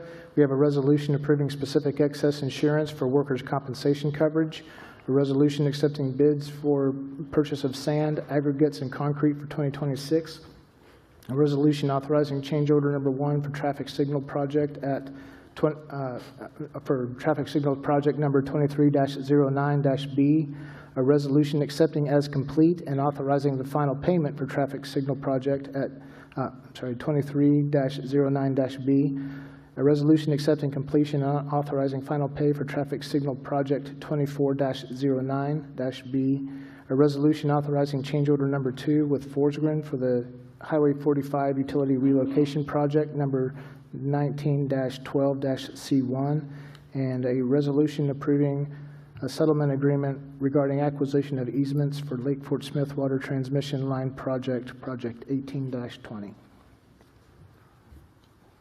Mayor, I've got a question on item A. Item A. Any others? Okay. You recognize Director Settle. You recognize. Go ahead. Thank you. I'm sorry who's come up here. Eric, do we know if we got just a quote or a bid from Arkansas Municipal League on their workers' comp insurance program? Yes, we did. Excuse me. Yes, we did reach out to the municipal league to get a quote and have some comparables to see what we'd be looking at. It is very comparable for this year, but we would have saved significant numbers in years past when we had better claims years. This just happens to be a bad claims year, so therefore we are paying a little bit more. In the future, I'd like to at least have the bids inside the packet so we can see if that happened or not. Okay. We can definitely make sure Could that you happens. And I've also talked to Philip, and moving forward, every year when we rebid that, we'll always reach out to AML. So we at least have them along with any other outside bidders that may submit bids. Thank you very much. Any citizens' comments on any of the items, Madam Clerk? Only Mr. McCormick to answer questions on item 9F. Okay, thank you, sir. We need a motion to adopt all consent agenda items with the exceptions of items 9G and 9H, which were voted on separately. So moved. Okay. Second. Thank you. Any further comments from the board? Director Kemp. Mayor, it looked as if there might be a permission by you or the board to hear from Mr. Mary. It seemed like he had a concern that he'd like to speak to. It's up to the board. Who? Did you want to speak, Philip? Please come. We did get with AML on the workers' comp. That would have entailed a regular workers' comp policy. What you have right now is a self-insurance program where you'll pay the first claim dollars on up to $500,000 on anyone who's hurt, unless it's a police or a fireman, at which time that's $750,000. And then you have an excess work comp policy that comes in and takes it on up into the clouds. To weigh the compare, you look at the dollars you've paid in claims, what's it going to cost for the excess reinsurance and the third-party administrator, and then you total that number, and then you compare it to a regular work comp policy to see which way is best. In a regular work comp policy, you pay the premium of 1.2, and then if you had a great year, only $500,000-$600,000, you don't get that money back. In self-insurance, you get that money back because you never had to pay it. Point one. Point two, experience modifier, you don't have a factor where you're judged by the National Council on Compensation. If you go into a regular policy, National Council on Compensation will levy an experience modifier factor, and given your losses are a lot more in your premiums, you're going to go from a 1.0 to a 2.0 in 2 years. So that 1.2 could double to 2.4. Okay. We will go to AML every year for the benchmark that you seek and that we pursued, but I will always, you've been self-insured for 30 years, and it's served you well. You get the gravy dollars, you control the claims, And you get those gravy dollars, they're a good thing to have when you have a good year. Okay, thank you, Philip. Are there any other comments from the board? Madam Clerk, call the roll. Director Settle, Yes. Martin, Yes. Rego, Yes. Good, Yes. Kemp, Yes. George Katsavas. Yes. Christina Katsavas. Yes. Motion passes 7 in favor and 0 opposed. Thank you very much for the work. To our finance department, thank you for the work, and all of our department heads and staff, thank you for the work. Strong cities have the capacity to do the tough work, and you've done that, and we really appreciate that. This time we'll go to Director Rego. You're recognized. Thank you, Mayor. And I just wanted to express my appreciation to Josh and the folks at the city and recommend that people watch it if they haven't. There was a very, very cool video that the city posted last week that was with Colonel Matrix Ide from the 85th Fighter Group that does the F-35 training mission. Very, very cool video. Again, can't state enough how grateful we are to everyone who's worked so hard over the years. City administration, the chamber, our congressional delegation, Mayor McGill himself personally, the work that they've put in to bring that mission here. And it's phenomenal. And we've always strongly supported that mission at the city level, and that's what we're going to continue to do. So it's a super cool video, and I recommend people check it out. Okay, thank you. Director Good. Thank you, Mayor. I'd like to make that motion now for a study session early in January so the board can discuss funding some of the organizations or programs that have come up tonight. Mine that I wanted to bring up was the carryover that was already committed to for Ms. Laura's. I'd like to make that as a motion to have a study session to discuss those items. We need a second. I second that. Okay, we got a second. Okay, thank you. Thank you. Okay. Director Kemp. Thank you, Mayor. Do we need to vote on Director Good's motion? Okay. Just study session. Thank you, Mayor. I'd like to make a motion.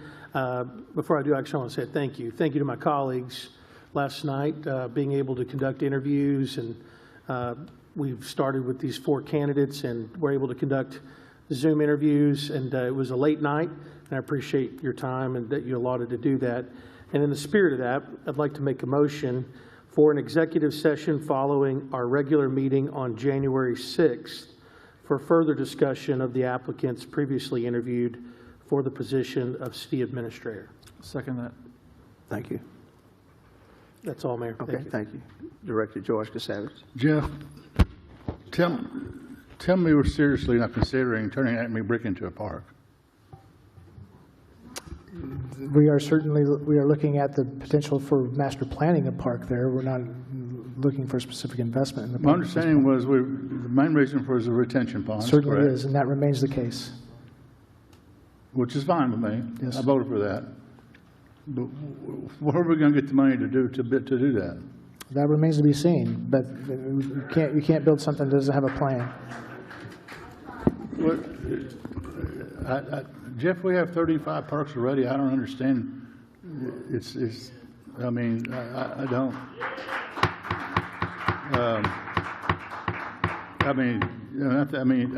I just. Do you think maybe we could sell the land to the developers, or lease part of it, land lease part of it to people, have an income come in? Well, part of there's to that end. Today, RDG has been in town conducting stakeholder meetings and held a public input session earlier this evening. And the concepts that they're showing include a concept that proposes to lease and/or sell a portion of that property to private development for development of items that would complement the city's further development or investment in parks and recreation on that property. Now, that's just on the western portion. On the eastern portion, that is consumed essentially by a stormwater facility. And so the primary purpose of all of that property remains stormwater detention and mitigation of flash flooding and such in that area and areas downstream from there. But with that being said, if we are looking at a stormwater facility there, it makes some sense to look at what other things we might do or plan to do in the future that could complement that and also provide parks and recreation types of activities for our citizens. And so that is the process that is going right now. And to your point, no, there are not dollars allocated for improvement of parks amenities on that property. We are early in this process. There may be a function for development of part of it that helps pay for part of those improvements. We don't know that yet, but this is the important part that we're doing now is taking a look at the master planning process so that we can have a plan for that going forward in the future if we decide to do so. It's just ironic we're doing all these cuts. And now we're spending more money, so we also have an obligation to plan for the future of this community. And we're not. Water tower, there you go. Thank you, sir. Director Rego. Well, I mean, on this topic, I think it's very important to note that we're not spending money. We spent the money and purchased the land over 2 years ago. We allocated money for a master planning process that is being utilized, I think, over a year ago. There's not, I understand that, as public meetings start, people perhaps have the sense that something is imminent or right around the corner. I mean, that's simply not the case. We own a parcel of property. We've spent some money with firms to look into potential ways to use that property. If there were ever to be a decision to invest further resource in that property, the ordinance we worked on 2 weeks ago, I mean, there would be a study session about it. There would be a deliberate plan. There would be something specific to consider. So I think that getting public input is important, and it's something that we've paid for and allocated money for to have firms and professionals that do this. And I think I, for one, am glad that there's public input hearings happening and that people are participating. Okay, thank you. In fact, they did have some drawings and renditions of what that property could look like at the Riverfront Park this afternoon. Okay, thank you. Yes, sir. Director Christina Casavas. Jeff, last week I called for an audit of Parrot Island. I requested an independent third-party audit. Do you have any updates on the progress of that? The management agreement does provide the city, the owner, to conduct a third-party audit, and so that is established. I've met with Andy and also with our internal auditor, Amanda Strange, to talk about that concept of what might be needed. They are reaching out to their contacts in terms of trying to identify a potential cost for that audit. The management agreement does also provide that the cost of the audit is to be considered an operational cost of the park. So and that's just a point I wanted to make. But we haven't identified necessarily the cost of that yet, but that is something that we are pursuing. So when I was going through their profit and loss statement on the advertising other line, they had budgeted $2,500. They spent over $58,000. Was that ever approved? The specifics of their operating budget don't necessarily get approved by us if they're working within the confines of the dollars that they've already allocated in their budget. So I mean, they don't have to necessarily ask us for adjusting line items. Okay, thanks. Director Settle. It's the Christmas season, and as everybody knows, it's a great time to be a city. There are a lot of beautiful displays throughout the city. A lot of people put a lot of time and effort to their displays, and I'd encourage everybody to go out there, see the displays that people put together, and enjoy the Christmas spirit. Our city is doing really well, and we got to be blessed who we are. And I appreciate everyone on the board and the citizens out there, but the city is doing well. So thank you, Mayor. Thank you. Director Neil Martin. We received a draft utilities audit from Baker Tilly. That has been sent to a few members of the audit committee. So those folks are providing feedback, and Baker Tilly is making edits. And then once those things are finalized, the board should see that. So I wanted you guys to be aware that Baker Tilly's nearing the end of their engagement with us, and we should have something in our hands fairly soon related to the utilities audit. The other thing that I wanted to make mention of is I was reached out to by Denali. We talked about Denali Water the other day. They are getting ready to close out the lagoon in Crawford County. So we talked a little bit about it last week. They're going through some permitting process, but they are anticipating that lagoon, that final clean out of the lagoon in January 2026. Now, we all know what happens when they clean out the lagoon. That causes issues. I am directing city administration to reach out to Denali because they've asked if there are any events, any outdoor activities, anything that would, potentially be impacted by that final clean out. So we want to minimize that as much as possible. Doesn't sound like we're going to be able to minimize it much, but it's in January. Hopefully it's cold, everybody's inside, and it's not as impactful, but it's going to be there. So I'm asking administration to reach out to them to help coordinate when that final lagoon clean out occurs. Mr. Administrator. Thank you, Mayor. The comments I have specifically related to the work that was put into on the annual budget. I mean, some of the board members mentioned that as well. But I, for myself, want to express thanks to administrative staff, HR staff, particularly the finance staff. And she left already, but I was going to call out Serena Billy for her work in pulling all the numbers together in a logical format. So to all of the staff and all the department heads that worked hard on the development of that, I express my thanks to you. Generally, there will be no study session next week, December 23rd, or the following week on December 30th. The city offices will be closed on Wednesday, December 24th, and Thursday, the 25th for the Christmas holiday, and also closed on Thursday, January 1st for the New Year's holiday. The next meeting of the Board of Directors will be on Tuesday, January 6th, 2026. Pass those that way. Okay. That's all I've got. Thank you. Okay, thank you very much.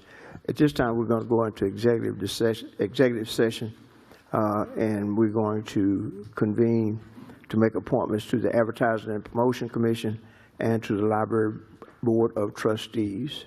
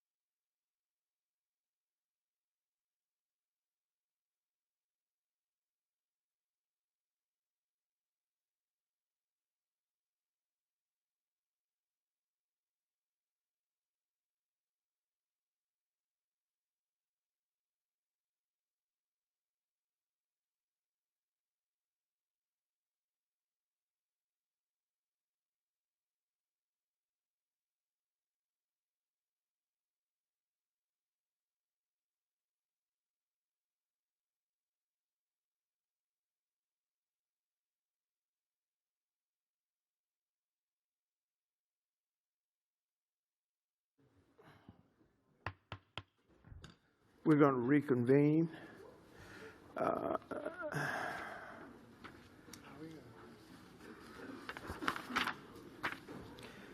The following recommendations have been made.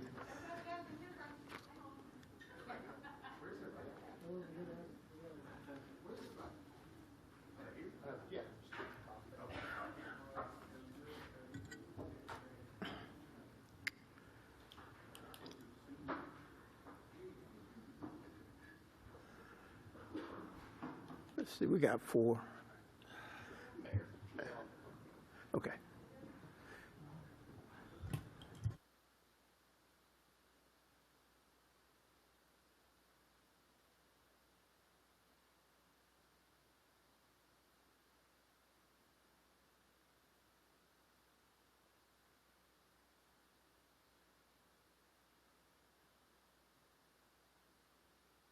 Okay, we're back. Thank you. This time, we'd like to announce the following. Advertising and Promotion Commission, Daniel Mann has been reappointed. The Library Board of Trustees, Ms. Shirley Hardwick and Christopher Hooks. Entertain a motion to accept those appointments. So moved. Okay. Need a second? Second. Please? Okay, all in favor? Aye. All right, thank you. This time, we're going to Motion to adjourn. need a motion to adjourn. Need a second, and okay, Second. okay. All in favor? Aye. Okay. This time, we're going to call to order the special study session. Okay. This time, we'll go right to item number 1. The December 9th study session included continued discussion of the fate of the 3 cemetery properties owned by Fort Smith Cemeteries, Inc. Fort Smith Cemeteries, Inc. has asked the city to consider acquiring ownership of the cemetery properties and operating them as city-owned cemeteries. Alternatively, a private entity has discussed the property with the nonprofit entity and separately reached out to the members of the board of directors expressing interest in acquiring and continuing to operate them as privately owned cemeteries. Representatives from the Broilman Memorial Group are present this evening to address the board and answer any questions. So I might ask the gentleman from Broilman Memorial Group will introduce themselves and start in on the discussion. Thank you. Thank you very much for being here. Thanks for being here, gentlemen. Yeah, good evening. Yes. I'm glad I'm not here to talk about water parks or budgets tonight. I can tell you that. I know you. You all have done a great job, and it looks like the community has a lot of passion about the city that they live in. My name is Micah Brown. I am the CEO and founder of Broilman Memorial Group. Have some experience, about 13 years, in operating and owning cemeteries and funeral homes. And the thought of these 3 cemeteries came to our attention a few months ago, and we spoke with the chairman of the board of the nonprofit at great length. Took some time to talk with him, and they asked us a lot of questions about how can a cemetery operate in a profitable fashion. What does it take for that to happen? And so myself and Robert Doyle, he is also a co-founder of our company, we talked to him in great length, several hours, about how that happens and what it takes to maintain that. At the end of that, it was kind of our understanding that he might go forward with some of that information as he was looking to see what option was going to be best. And I think we ended up speaking with Jeff and Neil, Mr. Martin, Mr. Dingman, about some of this later in the game. And so we tried to give some information as best we could at that point. So that kind of brought us here today. I'll give you a little background about our company, just so you know who you're talking to. And then I think that you've been provided some information that we sent along prior to tonight that we'll just go over and see if you then have any questions. Will be available. I have been in the industry for about 13 years. Have operated cemeteries and funeral homes nationwide. Had a company with 2 partners in Atlanta, Georgia for a while. We ended up divesting of those companies a few years ago to a company from Spain. And since have started Broilman Memorial Group January of 2024. We started with 2 locations in Virginia, and now we have 18 locations spanning from Virginia to California. One of them is here in Fort Smith. So when we learned about I call it an opportunity, but when we learned about the 3 cemeteries here in Fort Smith that were in duress, we thought it might be to the city's advantage, to the community's advantage, for us to step forward and see if we could help. Use some of our experience, some of our company mottos, and see if we could just bring some restoration there and some confidence with the community that they could continue to use those cemeteries and know that they're going to be taken care of in perpetuity. Some of the things that we kind of base that we have a foundation to our company off of are focus on becoming the premier cemetery choice in the community. So when we take over a cemetery, one of our focuses is, what do we need to do in that cemetery? What improvements do we need to make so that that cemetery can become one of the premier choices for the community?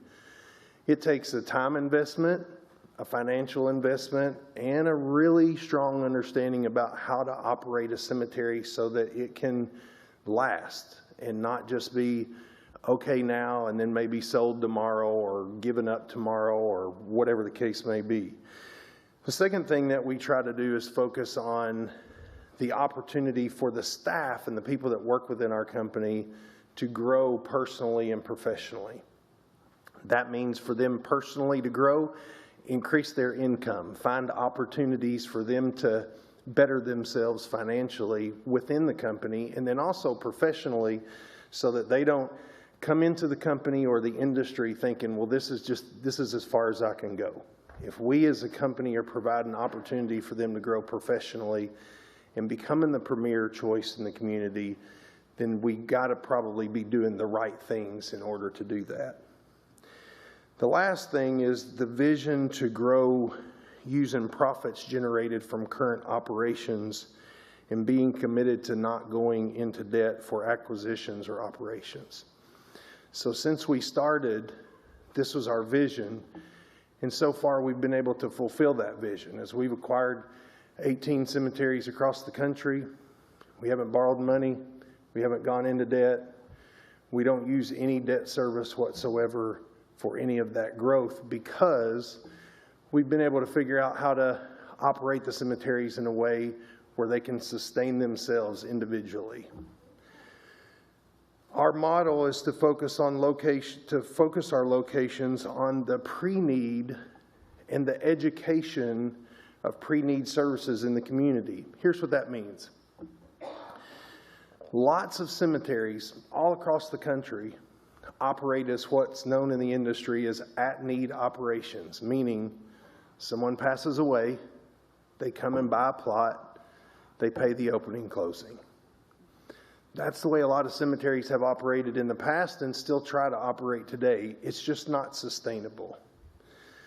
The better way that we see a better way, and that is through the pre-need operation and education within the community, which helps people to understand it's better for you to make these decisions ahead of time when you freeze the price at today's number rather than having to worry about inflation. Cemetery and funeral expenses double about every 7 years. So you take how old you are now, and then you divide that by 7, whatever the longevity is going to be between where you are now and how long you think you're going to live, divide it by 7, and that's how many times the price is going to double before you're going to need it. So our goal is to try to educate the communities that we serve in to help them understand they can make decisions now. They freeze the price at today's price so they don't have to pay the difference when the time comes. And then they get to make all these decisions together rather than leaving one spouse or the other left to decide, I wonder if this is what he would have wanted or what she would have wanted. Most of our cemetery offices have windows where we can look out into the cemeteries, and we have the fortunate or unfortunate, whichever the case may be, opportunity to see people come and visit during the day.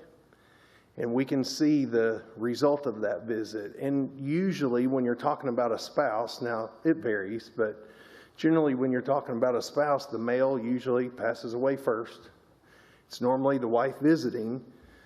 And there's a very different demeanor in someone who has prearranged and is standing there and being able to think about the love they have for that person, the times they shared, rather than thinking, I wonder if the decisions I made are the decisions he would have made for himself. And so the pre-need part of the industry is not only what benefits the community and serves the community best, but it also is what sustains a cemetery. Because according to the state laws, we have to trust money that comes in pre-need. We can't spend it. So if you come into the cemetery and you purchase something ahead of time, with the exception of a plot, that's the only exception. Everything else, a percentage, and in Arkansas, a large percentage of the money has to be put into trust. And we can't touch that money until the person passes away and needs the service. Then we can draw the money out of the trust fund and pay for it. So what it guarantees is that the price is never going to increase for that family, and the service is already paid for and guaranteed, the funds are guaranteed to be there. So how does that help us sustain the cemetery? Well, the state allows us to be able to invest those trust funds in very conservative manners, meaning we can't invest it in ways where we're going to lose it, right? And so the earnings off of those trusts help us to maintain the cemetery and ensure, and we tell every family, when you prearrange with a perpetual care cemetery that is operated in the right way, it ensures that your cemetery is going to look 100 years from now just like it looks today, because it's guaranteed that the money is going to be there to take care of it. Now, that means you have to have a robust pre-need operation, because those trusts have to continue to grow, right? If you don't, and you operate at need, then there's no trust money continuing to build, so there's no fund there, there's no earnings every year to be able to maintain the cemetery. So, without getting into too much more detail, there is a very precise way to operate a cemetery in a way that does profit the private owner. I'm not going to argue that, but also benefits the community more than any owner, whether it's the city or anybody else that operates it in an at-need manner, where you just wait for somebody to pass away and then they have to pay whatever the price is that day. We also take payments. So if somebody prearranges, we'll let them pay up to 48 months with zero interest. We don't charge any extra fees. They can just pay us monthly. They don't have to go finance it and have a debt. They just send us whatever works into their budget every month until it's paid for. Once it's paid for, it's in trust, and then it's there for them when they're ready. So I would also kind of bring you to, there's some information you have about pricing that we provided ahead of time. And on there, you'll see that all of the cemeteries that we operate, including the one here in Fort Smith already, we set up a portion of the cemetery as a complimentary garden. What that means is there is a part of the cemetery that's dedicated for people who want to be buried in a perpetual care cemetery so that they know that their loved one's going to be taken care of forever, but maybe they just don't have the financial ability to do it. They can choose the complimentary garden, and not only do we not charge them for the space, but we pay out of pocket for the perpetual care that the state requires. So the state requires a minimum perpetual care fee be paid whether you give the space away or charge for it. So we offer at every cemetery, if it worked out that this was something that was viable and we took these cemeteries over, we would offer at every one of these cemeteries a garden for people in the community be buried at no charge. Now, obviously, there are options within the cemetery that some are better gardens, some are, more desirable gardens or something like that, where they could opt to go in a garden where there was a fee for a plot as well. We also have a price match guarantee within our company, so we don't ever want to go in and people feel like they have to worry about whether or not they're being price gouged at the worst moment. It's when there's a tragedy occurs, it's not a time where we're thinking very clearly. A lot of times we're thinking with emotion, spending based on emotion. And so we offer a price match guarantee so people can have the confidence when they come and talk with us that we're not trying to sell them something based on making the maximum amount of profit. If they make a choice with the cemetery that we run and operate, they can take that and compare it against outside vendors, other options within the city or the community or the county, and we'll price match if we're the cemetery that they want to be at. So we just don't think people ought to be worried in that moment about whether or not they're getting charged a fair fee for what their desire is, or maybe what their family's wish was. So I'm just going to interrupt quickly. I've got a question. You're talking about price matching. You already have one cemetery here, right? Yes, ma'am. If you take over the other three, you basically control the market. So who would they be price matching against? Well, two things. One, there are outside vendors still that produce headstones, vaults, those kinds of things. Funeral homes sell headstones and vaults, so we would price match against those people. The only thing that there may not be a competitive market for would be spaces or opening and closings, which in our proposal we have said, if this worked out, if this was something that worked out, we would be happy to agree to a maximum rate increase year over year. And in here we put 4%, but I have no problem matching the approved water rate increase that was discussed earlier at 3%, and just making sure there's no option for raising prices to So this goes into a trust fund. What happens if you go out of business? Well, I'm telling you, from my view, it sounds a little bit like a Ponzi scheme. Tell me how you come to that conclusion. Well, just the way you're structuring it. You've always... We structure it within the state guidelines, period. It's exactly how the state's... How much of your sales are the pre-need? Because most people depend on life insurance people are broke. Most people depend on life insurance to cover these costs. Yeah, we would highly recommend not to do that, and I'll tell you why. If your burial is going to cost you $3,000, and you buy a $10,000 life insurance policy, and say you're 60 years old, you're going to pay on that life insurance policy for the next 20 years to get $10,000 worth of benefit. If your burial is going to cost $3,000, you're only going to pay until the $3,000 is paid for. So it's a much better benefit to the person who is planning for the end of life to not depend on life insurance, because, like I said, the cost is going to double every 7 years.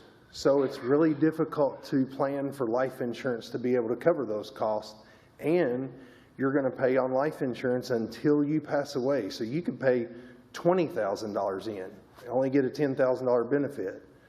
But when you prearrange for your death arrangements, you're only going to pay what it costs.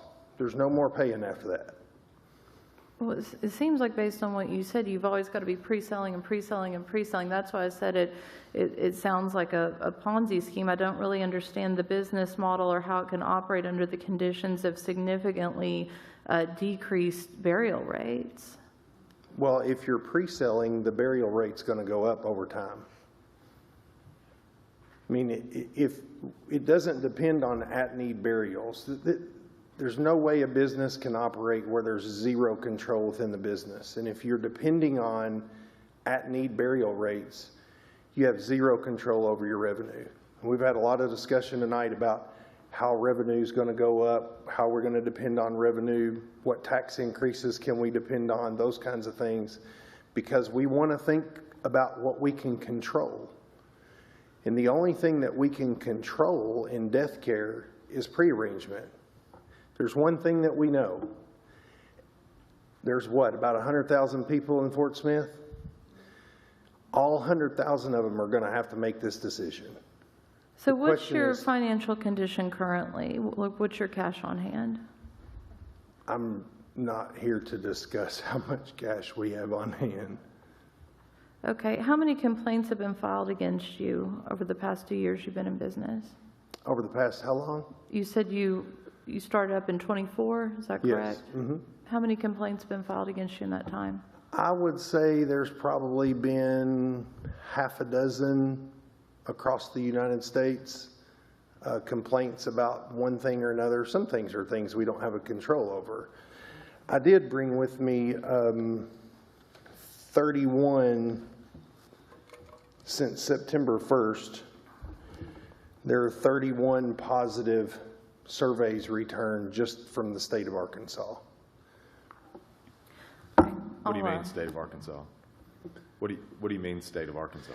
So we have 8 cemeteries in the state of Arkansas. After every burial, we send out a survey. Every family doesn't return it, but for the option to make sure we hear back, to make sure we're doing the best we possibly can. Since September 1st, there's been 31 positive surveys returned just on cemeteries that we have here in the state of Arkansas. Okay, thank you. You may continue if do you have anything further? No, go ahead. You can ask all the questions. Director Rigo. Yeah, Mike, thanks for being here tonight. Sure. Thanks for traveling from Tennessee, I understand. So in the packet, I just wanted to ask a couple questions. There's I would call it a rough draft of a proposal. You talk about paying a sum of $50,000 for the 3 cemeteries. Now, of course, I think it's very important to note again, these are not cemeteries that we currently control or operate. So, that purchase dialogue is not, one that's going to be had with us at this juncture. You mentioned in the proposal, just a few more questions, providing to complete the transaction with no due diligence and according to regulations issued by State Cemetery Board and Division of Insurance. Talk to me, maybe it's terminology that, we're passing on a little bit, but what do you mean by no due diligence on a transaction? So a lot of times in an acquisition process, someone will make an offer and then they'll go through a due diligence process. The purpose of the due diligence is sometimes twofold. It's really intended to be one-dimensional, but sometimes it's two-dimensional. It's really, the reason for the due diligence is to go through and ensure that the claims the seller made about the finances, the availability, and the inventory of whatever's being acquired, whether it's a cemetery property or any other one, are accurate, so that the price you've agreed to pay based on what the seller said about the business is accurate. The second thing that people will try to do during a due diligence process sometime is they'll make an offer that they think is a little high, and then they'll go through the due diligence process to deliberately find things to try to reduce the price and renegotiate it. And so I was just simply trying to propose that we would act in good faith and that we would not go through a process where we're going to try to uncover anything and everything. There's a high likelihood in this situation, and I mean, I've reviewed this with the nonprofit board quite a bit. There's a really high likelihood that there's a major shortfall in the trust, and that'll have to be made up by somebody. Could be to the tune of hundreds of thousands of dollars. So 3 more questions, kind of quicker ones. In the packet, you included a letter of support recommendation from a Steve McDonald. Who is that? Why should that? I think he describes it there in the letter. He says he's owned cemeteries. but he also served on the state board. Is he currently on the board? He's not, Okay. because current board members wouldn't be able to recommend or not recommend someone for purchase. And then you also included some email traffic with the state as it relates to a complaint that's active and open on the Edgewood Cemetery that you operate in North Little Rock. Is that North Little Rock, correct? Yes. And there was some dialogue there last week. Is that, it remains open, but are you on the path of addressing and closing that complaint? It's not open now. So what happened was there's an apartment complex just outside the cemetery, and there were some kids riding their bikes through the cemetery, and they had made a dirt ramp in the back of the cemetery. And so there was a complaint filed with the state board that there was a dirt ramp in the cemetery for bicyclers. We didn't know about it, but we've addressed it. We told the lady that every time there is something like this happens, I always respond to the board with my personal cell phone number for the person who made the complaint to just reach out directly to me. I spoke with the lady. I told her we would take care of it, and so she said, hey, I want to leave it open until I can go there myself and see that it's taken care of. And in that response, since I was able to watch the video of last week's session and heard that there was some discussion of beware of private people or this group in particular, I thought it might be appropriate just to get directly from the board what they would be allowed to comment on as it pertains to us, our license, and how we're operating. And so this lady is the kind of the administrator of the board. She's the one who deals directly with the cemeteries on a day-to-day basis. And I just thought, well, it'd be a good idea to at least make sure we have documented that we're in good standing. And she kind of disguised some positive remarks there as best that she could without going over the line. Sure. Well, and the last thing, and I appreciate that context. So, I think the thing that's most important for us, because right now we're a interested third party. It's very clear that you actively own and manage a number of cemeteries, in Arkansas and elsewhere. But what is the status of your dialogue, relationship approach at present with Fort Smith Cemeteries, Inc.? We have had the discussion with them. We have told them we would be interested in helping out and taking them over. And then we have not had any discussion with them since. We've reached out a couple times. They have not responded. Okay. The reason we're here today is because we were asked to be here. And I appreciate that. And thanks again for traveling here. Okay, Director Kemp. Thank you, Mayor. And thank you, Micah and Robert, for coming tonight and to talk with us, especially from a good long drive of Tennessee. I just have about 4 things I'm going to run through real quick. One, the infrastructure, of these cemeteries, not just that they have struggled to maintain the mowing, but when we had talked to them, they had previously talked about infrastructure, some flooding and some things that still need to be addressed. If you guys were to take this on, would you make a commitment to improving these infrastructure negligences that are on the property? Absolutely. I'll give you an example. When we took over the cemetery over here, the Woodlawn Memorial Park, there were about 40 of the marble crypt fronts that were destroyed and covered up by plywood.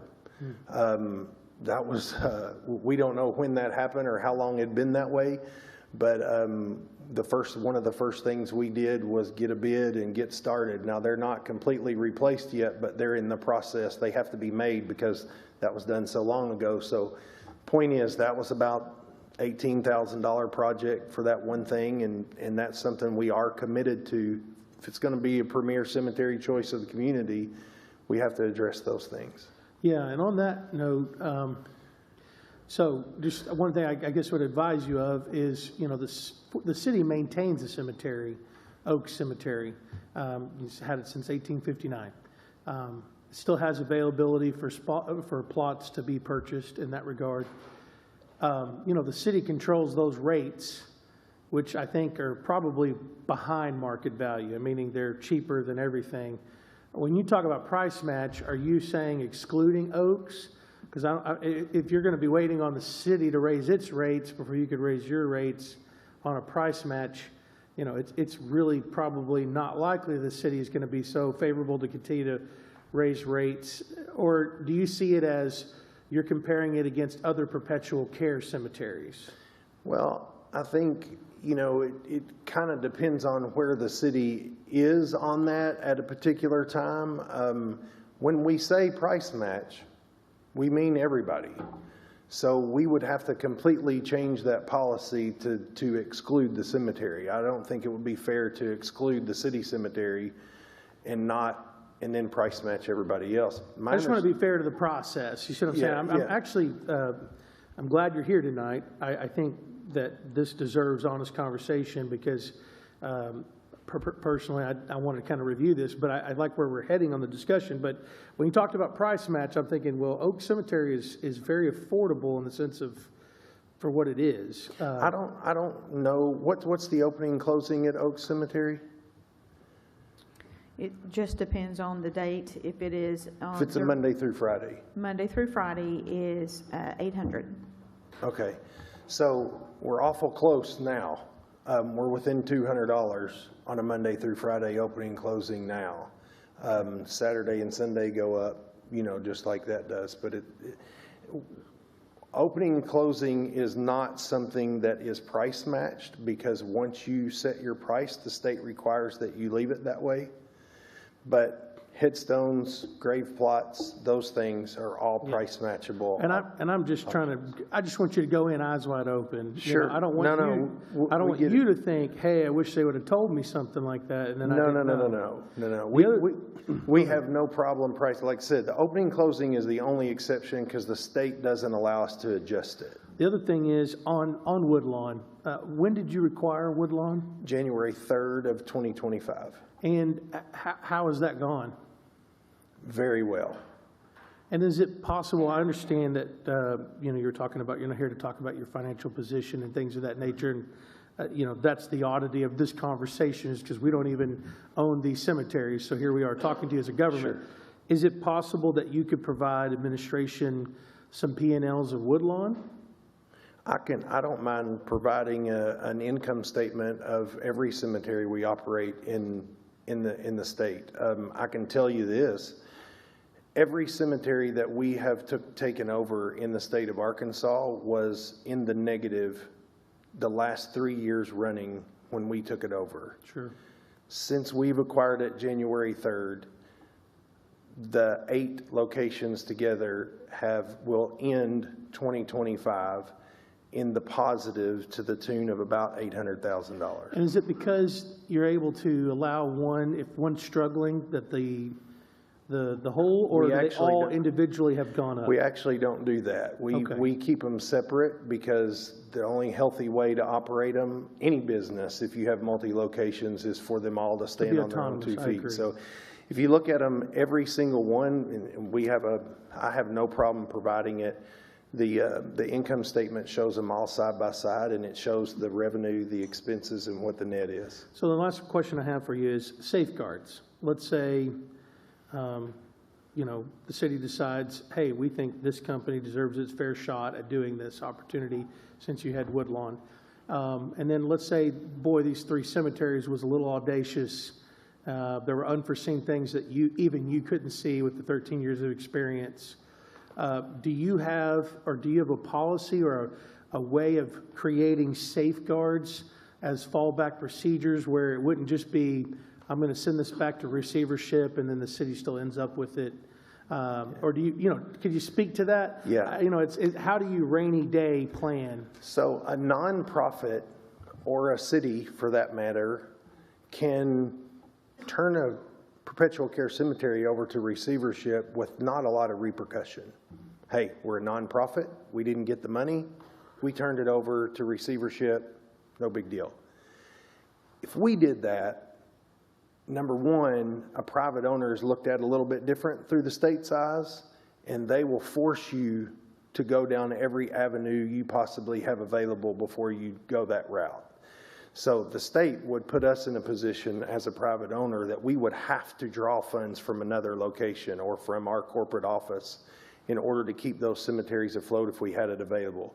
We don't get those same kind of options. The second thing, safeguard-wise, is yes, we want all of our cemeteries to operate individually, but obviously we won't let one suffer or go out of business or get to the point we don't have the option.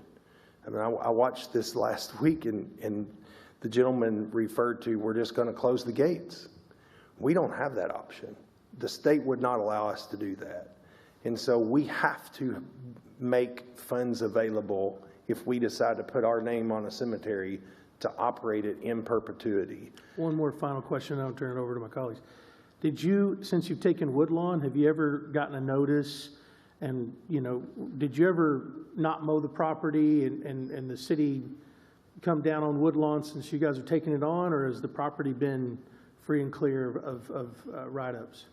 Unless there's something I don't know about, I've never heard of anything where the city has come and said, hey, the property's not being taken care of as it's supposed to be. Director Kasavage. What's your annual reinvestment into the properties relative to income?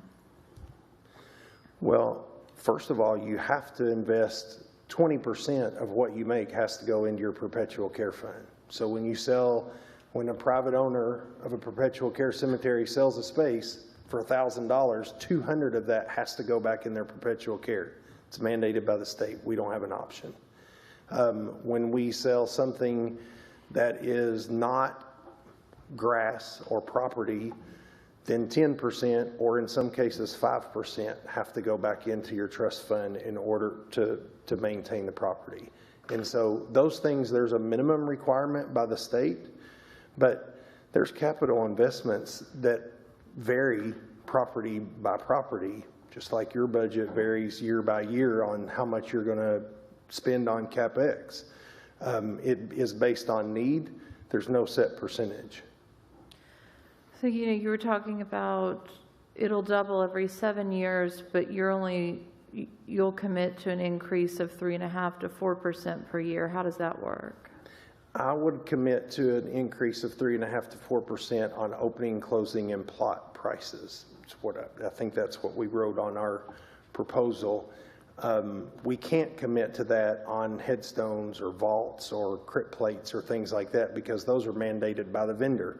They may raise the price 10%. We just got a letter a couple weeks ago from Matthews International, who's who we get all of our headstones through, that they're going up 6.75%. Well, we can't say that we're only going to go up 3% on those items because we don't control the wholesale price. Okay, I'll turn it over. Thanks. Director Neil Martin. What's the governance of cemeteries? I mean, what's the governance of your cemetery? Meaning from the state level? Well, I mean, what is their governance? So from the state's perspective, yes, there's governing. I mean, they audit your books. So there's two divisions in the state of Arkansas. There's two divisions of government for cemeteries. One is the state board, which governs your perpetual care fund. The other is the division of insurance, which governs your pre-need merchandise fund. And so every 3 years, the division of insurance audits your pre-need merchandise funds. And the way they do that is they'll come in and they'll pull a certain amount of information out of your files and they'll audit it right there that day. And then they'll give you a response. If there's any deficiencies, you have so long to correct them. If they're too bad, then there's fines and bigger issues. They can potentially take your permit away to operate a cemetery in that state. On the perpetual care side or the state board side, they are there to give the community a safe, objective option to go to and say, hey, look, my loved one's buried at this cemetery and we don't feel it's being operated right. And then the state will follow up with you, just like that email you all have there. And they'll say, hey, this has been brought to our attention. What can we do? And so we'll address those things.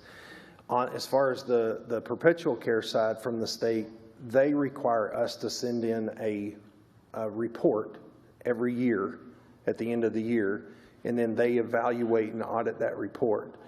Now, we prefer not to do that ourselves because we know that our staff or anybody within the company could not be objective about how they audit those records. So we hire a third party called FSI, Funeral Services International.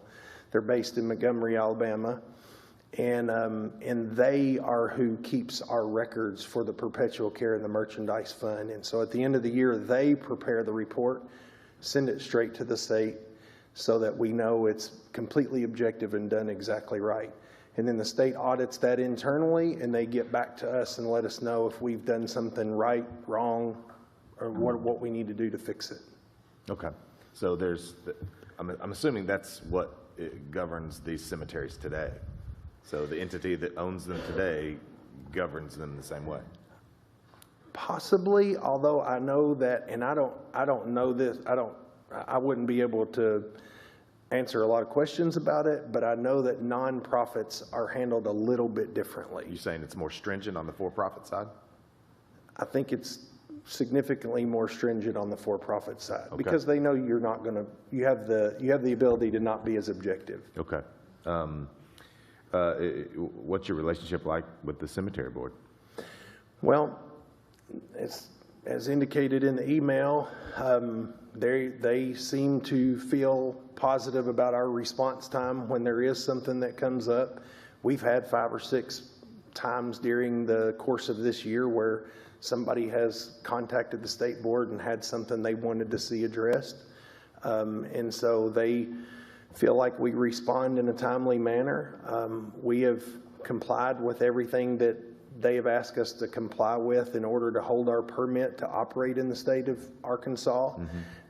And we're in the process of other acquisitions within the state that they are right now, that they're in the process of working through with us. Do they have to review a sale to you? They have to approve it before we can do it. Yeah. So with Woodlawn, they had to approve it before you could take it over? Correct. Okay. And Correct. What does that look like? It's a long process. Okay. You have to fill out an application which has as detailed the financial information as you can get. Yeah. They're going to approve that all of your entities and LLCs and all those kinds of things are in line, and you don't have a structure as far as the legal side of it goes that looks like it's fishy, or that you're trying to get around something. And then they're going to go do their due diligence within the industry. I mean, the chairman of the board is the president of Roller Funeral Services, which is the largest funeral home ownership in the state of Arkansas. And he's very well connected throughout the country. And they're going to do their due diligence nationwide within the industry to make sure that there's nothing out there that would cause a problem down the road. So they've got to approve it. You've got to pass all the tests in order for them to approve you purchase. If you were to go and get these cemeteries, they would have to approve you. We can't get them. We can't get them. What we would do is we would enter into a letter of intent. Once we have the letter of intent, before we even go into a purchase agreement, we have to notify the state. The state puts it on their agenda, and then usually it takes about 3 months for the approval process after you've gotten all of your application completely finished. And then they'll approve it or not approve it before you can even go further. So if we went forward, if this thing happened, you haven't even started any of that yet. So that due diligence hasn't even started with the state. No, Okay. no, we would have to. I mean, it would still be up in the air if you could. The nonprofit would have to first agree for us to purchase it. Okay. We would have to agree to a price. They may not agree to $50,000. I don't know, but. Okay. But we would have to agree to a price, enter into a letter of intent that's executed by both parties, and then go before the state for them to even approve it. Okay. So, Are you aware of the liens on the properties? yes, I am.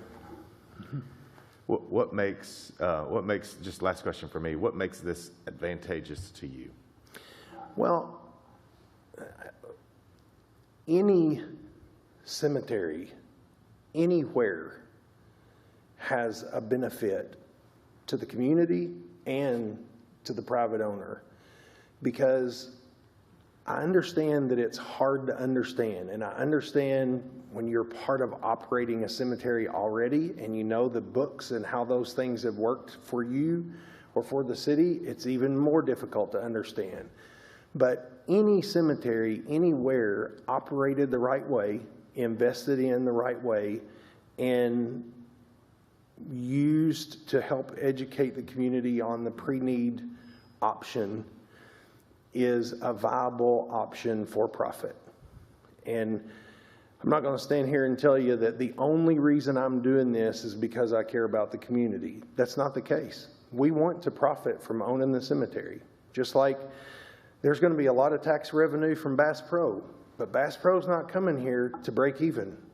They're coming here to make a profit, right? Now the city's going to benefit from it, and it would be the same for us.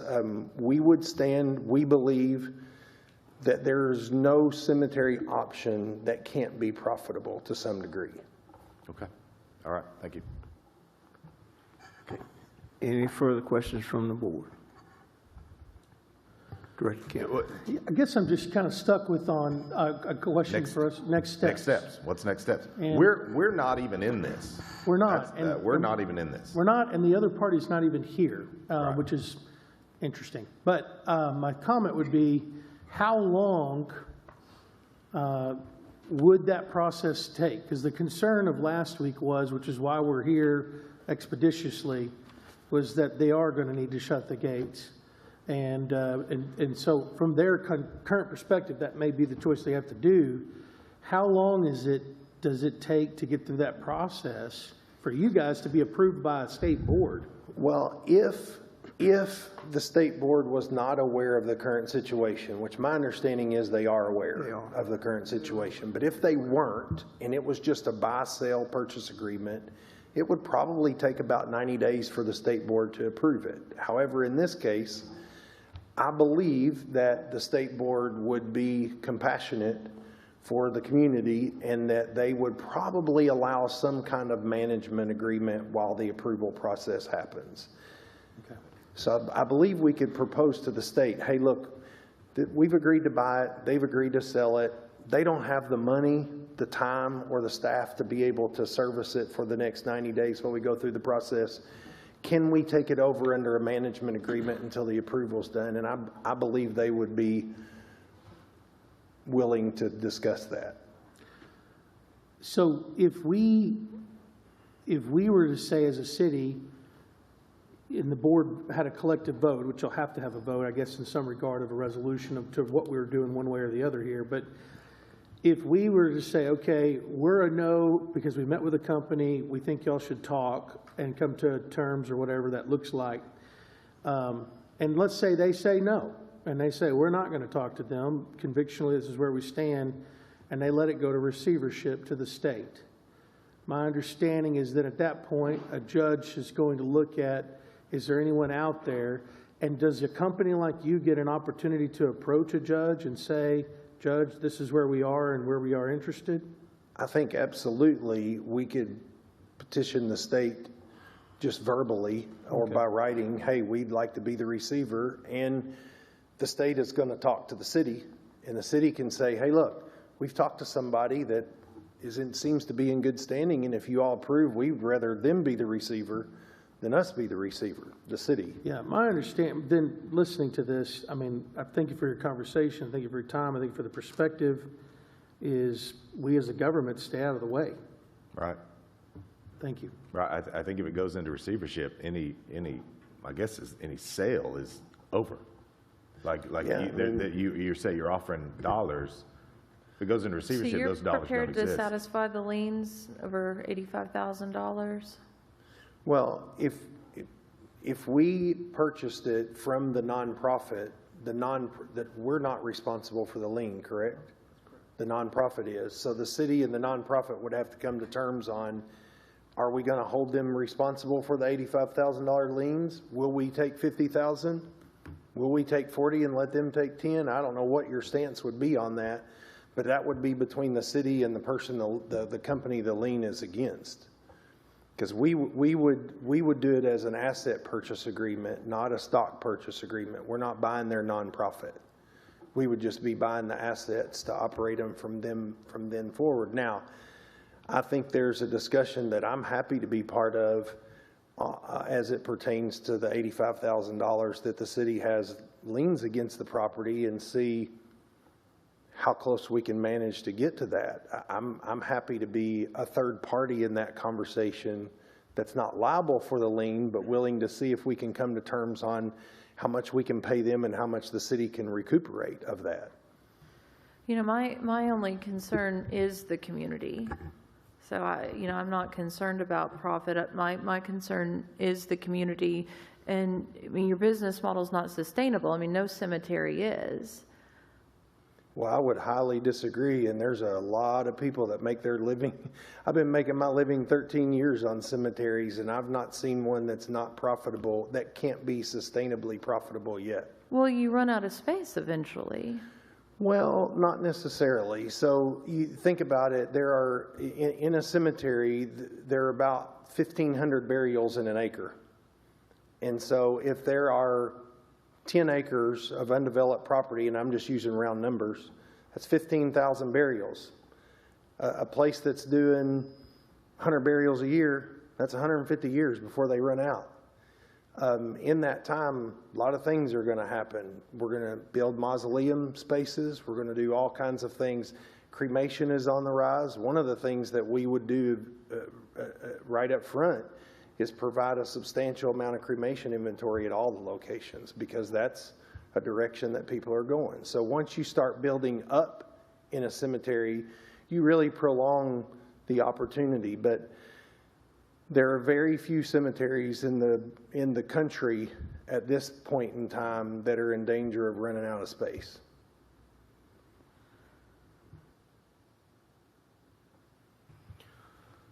Are there any other questions? So what do we do? I mean, no action No taken. action taken. No action taken.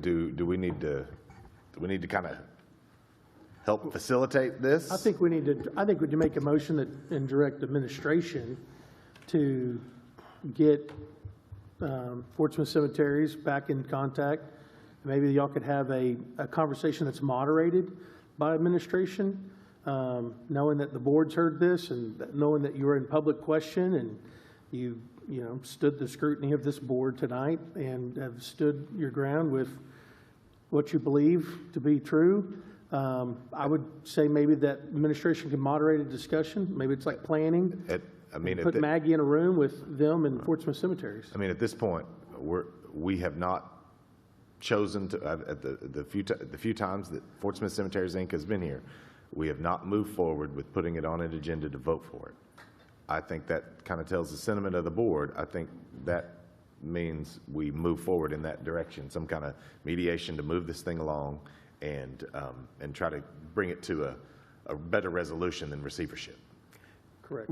Let's let the administrator visit with Fort Smith Cemeteries group and highlight the study session. If they're not listening in, good chance they are, and see what they decide to do.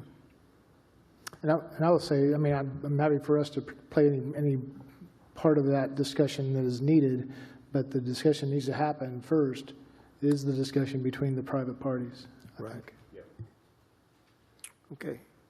If there's nothing else, again, thank you, gentlemen, for making the trip. Fort Smith, and administration is available to assist you in any way possible. Okay? Motion to adjourn. Does the board think it would be the best option on our part just to reach back out to Fort Smith Cemeteries Inc. and see where it goes from there? That is certainly an option if you'd like to do that. Okay. Yeah. Okay. Very good. Thank you for your time. Thank you. Thank you. We did have a motion to adjourn. Did we get a second? Okay, thank you.